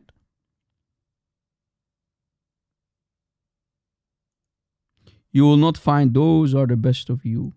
Did Muhammad say don't do it? No, Muhammad said let them beat. Let them be beaten. Quran. وَاضْرِبُهُنْ. Beat them, Muhammad said. Beat them. So they were beaten. You see, guys, how the Quran agrees with Umar? Remember the 3 ayahs? This is the 4th one. Allah agrees with Umar. Again, guys, Allah in chapter 4, ayah 34, uses the very words of Umar. Beat them. Umar is Allah and Allah is Umar. Do you see it? Whenever Muhammad needs help, Jibril just came to me with the ayah 434. Beat them. You see the context? Do you see the context? That's the context. Beat them. But it does not mean it doesn't say beat. It says strike. Beat them. Does it say beaten? It says beaten. Beat them. Does the dictionary say beat? Yes, it does say beat. Beat them. Women in Islam are lower than dogs? Yes, beat them. Like, upon you, Ya Muhammad, upon you, Ya Allah, and upon you, you Muslims, for following this filth of Muhammad. Women should be beaten, huh? Women in Islam should be beaten, huh?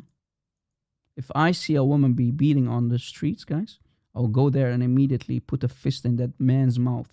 Or, if he's lucky, I will only give him a citizen arrest. Just like here on the picture. Right? That's what a normal human being would do. You would stop that man beating a dog. What about a woman? But you see, guys, women in Islam are lower than dogs. This is what it is, Muslim woman. Don't get angry with me. Get angry with your Allah and your false prophet. I'm only a messenger. I'm only reading. I am reading, as you notice. Don't be angry with me. Muslims, if you claim to be sincere to your own souls, don't be sincere with me. I'm not asking you to be sincere with me and honest with me. Look at your heart and look what is inside you. Look at yourself in the mirror and ask yourself, are you okay with your mommy, you as a woman, be beaten? Are you okay with that? Because the Quran allows it. The Quran commands their husbands to beat their wives. Omar says, Ya Rasulullah, let's beat them. And so the ayah came down. Do you see now the context? Literally in front of you. Context for 434 in front of you. Did Muhammad say, no, don't beat them? No. No. Muhammad's reaction was, you will not find that those are the best of you. Wait, what? The Muslims, men, are beating their wives to bloody pulps. The Muslim husbands in the 7th century, the Sahaba, are beating their wives. Omar is beating his wife. Did Muhammad say stop? No.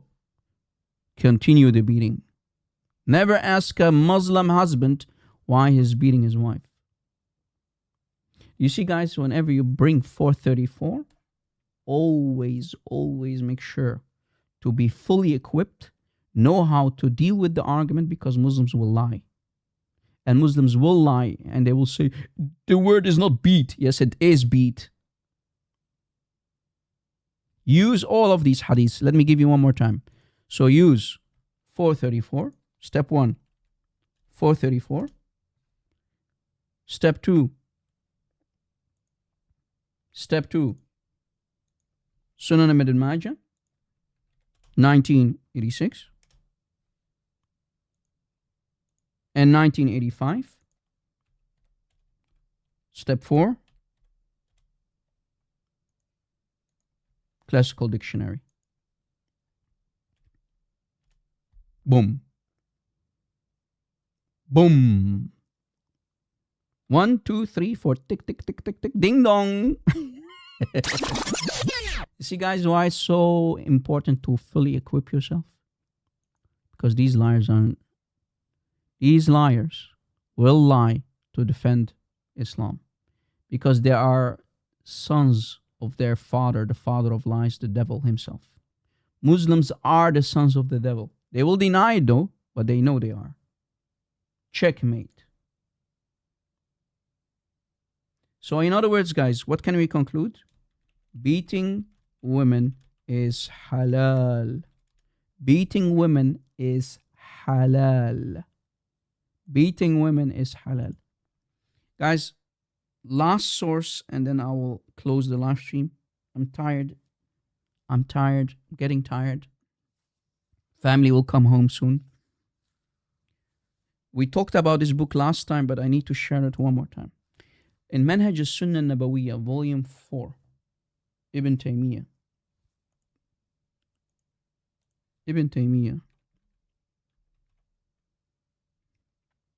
Ibn Taymiyyah. Ibn Taymiyyah. Let me give you the link.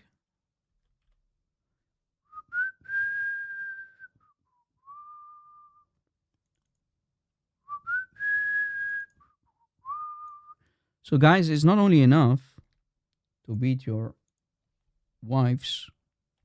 Allah commands you to beat your wives. But even the wives of the prophets are qahwas, yawlad al-qahwa.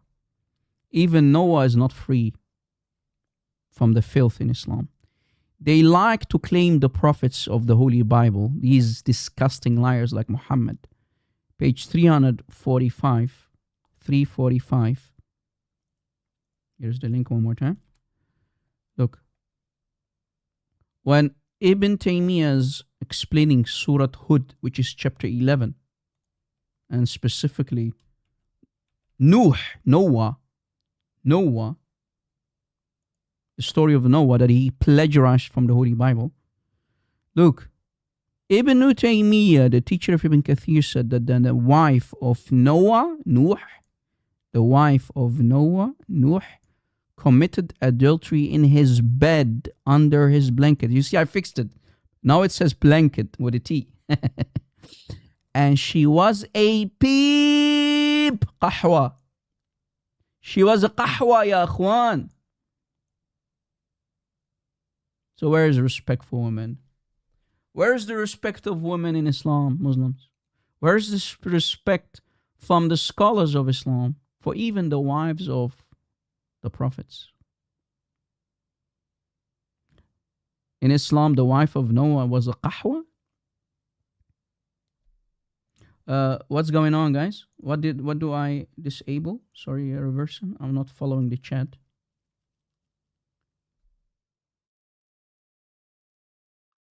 Sorry, reversing. What did you try to tell me?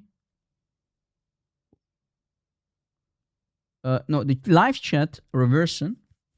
Regarding the live chat, okay, after the live show, YouTube needs around 15 to 20 minutes, depends on how long the live stream is, to process the live stream, okay? So to have access to the live chat, you need to wait around 15 to 20 minutes. That's what I noticed. Back in the old days, it was almost an hour, imagine. So they speed the process up. YouTube tried to speed the process up. So you need around 15 to 20 minutes, sometimes even 10 minutes for the live stream to process everything, and then the live chat will reappear. Okay. Yeah, it depends maybe even in which country you live in. I don't know. Okay, the country that I'm in here in the West is a bit faster maybe. Okay. So I'm not the one disabling anything. It needs to be processed. Okay. No, I never disable any live stream or any live chat. Why would I? I mean, the people should have access to the live chat if they're not able to download Discord for some reason, or they don't know how Discord works. Still, you can have access to the live chat to collect all the sources, right? Because we always drop the links. Here's the link one more time of the book on the screen. Okay? You know, we are here to educate. Education should be for free, man. Specifically when it comes to religion. I don't share the opinion that educating people on such demonic religion should be not for free. It should be always for free. Okay? Knowledge is power, man. Power is knowledge. Our only weapon is our knowledge about this cult. That's our only weapon, guys. And remember, Muslims say Allah exists, Allah is God. Well, guess what? Allah made a huge mistake. What is the mistake? The internet. Because the internet will be the downfall of Allah and Muhammad. The internet will be the downfall of Allah and Muhammad and his demonic cult. Because Allah is Satan and Muhammad is the prophet of Satan. All right. But on the other hand, Muslims, when you join their Discord servers, guys, they charge people for money. Did you know that? If you join people, the Muslim apologists, their Discord, they charge you $15. Did you know that Dina Response asks $50, if I'm not mistaken, or $30 a month? Or if you call them up, they will ask you for each session. They will ask you $30, sometimes $50. If you literally call Ducklips in private, you have to pay him $50. $50. That's what literally Ducklips charges. Did you know that? His girlfriend, Dina Response, charges $30 for each question or session that you are with him. Did you know that? That's the amount of money that they charge other. I'm talking to Muslims who wants to talk to them in private. Yes, $50. That's what this donkey, Ibn Donkeys, this liar who doesn't even know Arabic, that's what he's charging people money. That's the amount of money that he charges you. And his girlfriend Dina, the coward who's running from me, look, this is Dina, is charging $30. This is his girlfriend, by the way. Right? Boyfriend and girlfriend. And they are both cowards, they are running from me. Both of them, they put their tail between their legs and they are running. Dina Response here in front of you.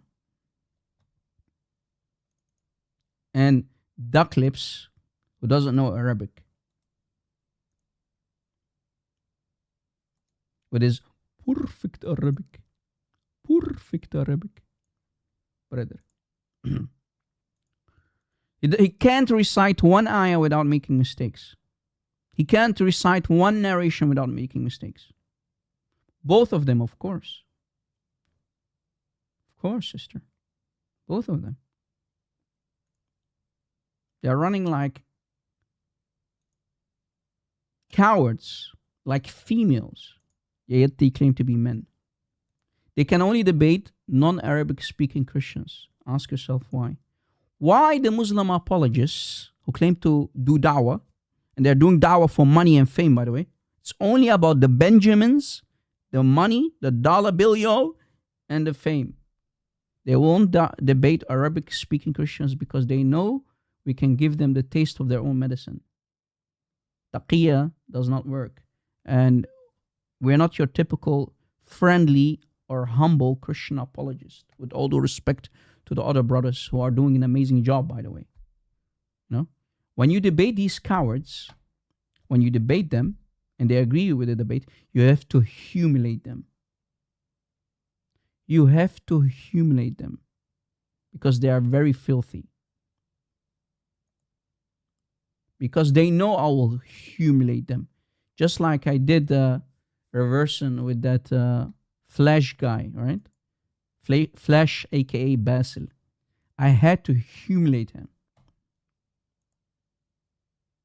He's, by the way, one of his students. Like Dina responds, right? They blaspheme, of course. They will do everything. They are so filthy that you need to humiliate them whenever you accept a debate or when you challenge them for a debate. You can't be humble with these people, guys. You can't.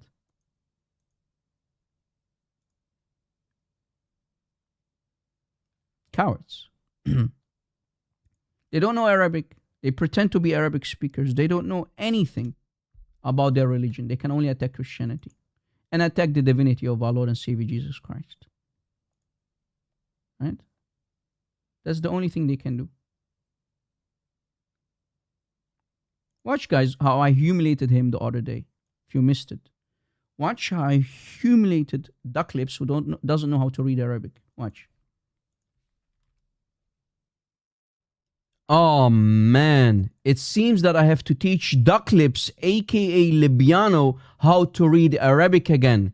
In my previous video, I showed you how Duck Lips fails to read the Quran and corrupts it with his mouth whenever he tries to read a simple verse from the Quran. I'll drop the link for that video in the description box. Let's see how many mistakes he will make when he tries to read the following simple narration. This is Musannaf Abdul Razzaq al-San'ani, narration number 20,427. It reads the following. I'll read it in Arabic and then I'll translate it. قال لما قتل عمار بن ياسر دخل عمرو بن حزم. It's Amr bin Hazm. Amr, not Amru. The waw is silent, ya jahil. على عمرو بن العاص. It's Amr bin al-As. Amr, not Amru. You corrupted the name of one of the most important companions of Rasulullah. Again, the waw is silent. فقال قتل عمار وقد سمعت رسول الله صلى الله عليه وسلم يقول تقتله الفئة الباغية. فقام عمرو. Again, it's Amr, not Amru.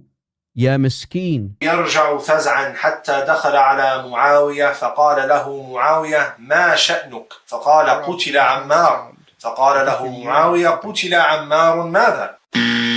It's فماذا, not ماذا. Don't eat. I mean, bro, he just literally ate a letter here. You see it?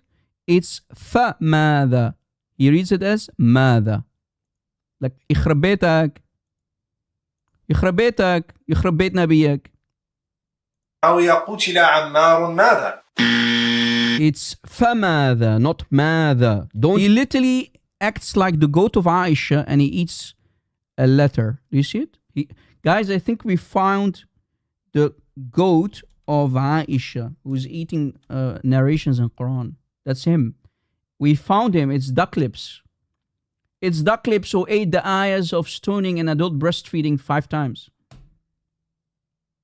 Duck Lips. It's Duck Lips, guys. We found him. He eats Quran and he eats narrations. يخرب بيتك. Go learn Arabic, man. يخرب بيتك. You claim to be a dawah boy. Goat lips. That's a good one. Is that a new nickname? Goat lips?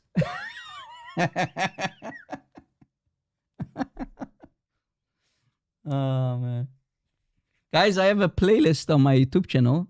All the videos that I did about him can be found under the playlist. So if I open my YouTube channel, by the way, I'm using VPN, so don't worry. I'm not from Great Britain. It says Great Britain there. That's not me. That's not my country. Some people say, oh, we found Rob. Rob is from the UK. No, I'm not from the UK. I'm using a VPN, you donkeys. But keep searching for me. Look, guys, if you click on the tab, playlists. You see playlists here? So this is my YouTube channel. Look. We finally achieved 70,000 subscribers. Hallelujah. Praise the Lord. We have almost 900 videos. Wow. 900 videos. And look, guys, if you click on playlist, so you have here the laugh, shorts, videos, you get the idea. On playlist, I created a playlist specifically about Uthman ibn Footnote, Libyano, duck lips, you see it? I tried to, to make things very easy. Also, Muslims who became, for example, Christians on our YouTube channel, on our ministry. Muhammad Zutut. I have an entire playlist about the night of the jinn, where Muhammad was Zutut in a Zut sense. You see it? You get the idea, right, guys? Holes in the narrative, everything that is about grammar mistakes and qira'at and ahruf. And I also did a playlist about this donkey here, whose name is Farida Response, if you remember him. And we have also a section, a playlist called Christianity. So if you want to learn about how to deal with common objections against Christianity, you can find it there too. And of course, live shows. Yeah, you get the idea, right, guys? Trying to, to give you an idea, if you can't find a video, where to look, guys. We have many videos. Basically, any topic that you can think of, we already addressed it. But if we find new stuff, we will share it with you guys. Okay? We find new books and new sources, we will share it with you. I'm here to share my knowledge with everyone and everybody, including the Muslims. But if you claim to be a truth-seeking Muslim out there, allow your brains to function, because what kind of man accepts women to be beaten? What kind of man, what kind of human being is okay with dogs to be beaten, let alone women?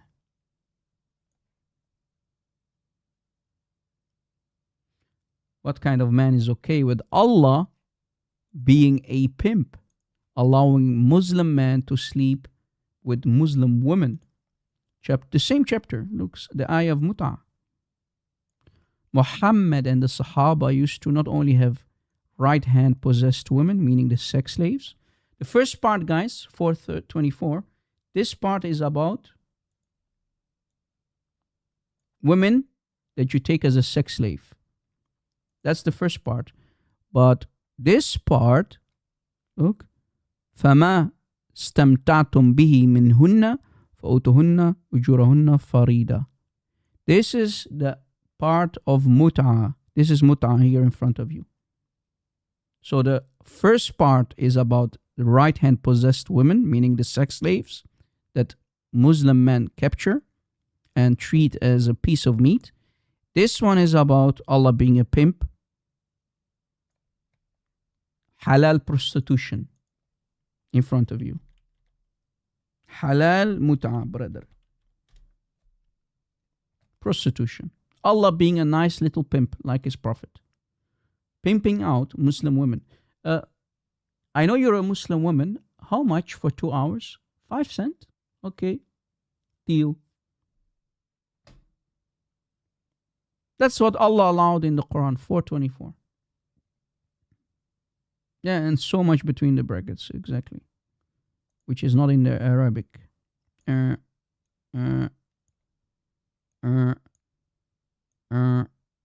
Arabic literally says, if you have pleasure with the vagina, فَمَا اسْتَمْتَعْتُمْ بِهِ, meaning the vagina of the woman, مِنْهُنَّ, from them, bihi is the vagina, literally guys, I'm not kidding. Bihi here is the vagina.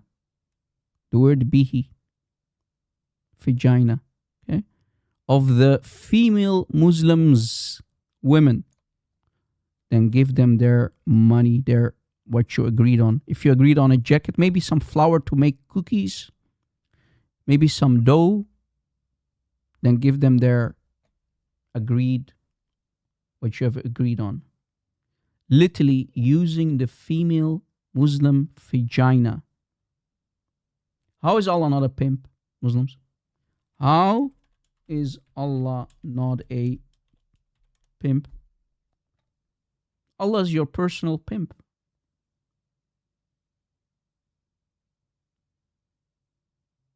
Disgusting. I know. This is Islam, guys. Halal prostitution. Halal prostitution. Islam. Anyway, guys, I said like 10 minutes ago I have to go, but thank you for watching. I love you, dear brothers and sisters. I hope that the numbers will grow more and more, guys. We need to do a better job next time, please. Invite more people. Share the link more on social media. But thank you for being here. I can't thank you enough. Without you, we cannot do this. You know who you are. Admins, followers, brothers and sisters who are supporting the ministry on Patreon, on PayPal. Lord willing, maybe in the future we can achieve a full-time ministry. We're far from it. But Lord willing, we'll see what the Lord will provide. Thank you for being here, guys. I love you so much. Family in Christ. Body in Christ. I love you. Go with the peace of Christ. Muslims, we love you. We do not hate you. We love you. You're our brothers and sisters in humanity. But I want you to think. If you think that I'm lying, fact check the entire live stream. Rewatch it, and I challenge you to see if I lied about anything today. Challenge you. If you think that you found that I lied about something, come back the next live stream and come, and you're very welcome to have a conversation with me. But if you're going to lie, I will catch you and I'll put you in your place. Do not lie, because we are immune for taqiyya here. We're immune for your lies. Okay? God bless everyone. See you in a new video or a live show. Jesus is Lord and Muhammad is nothing but a fraud. God bless.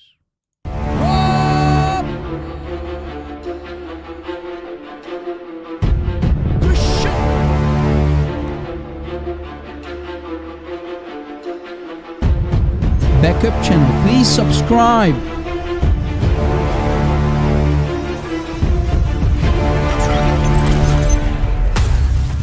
Did you subscribe, guys?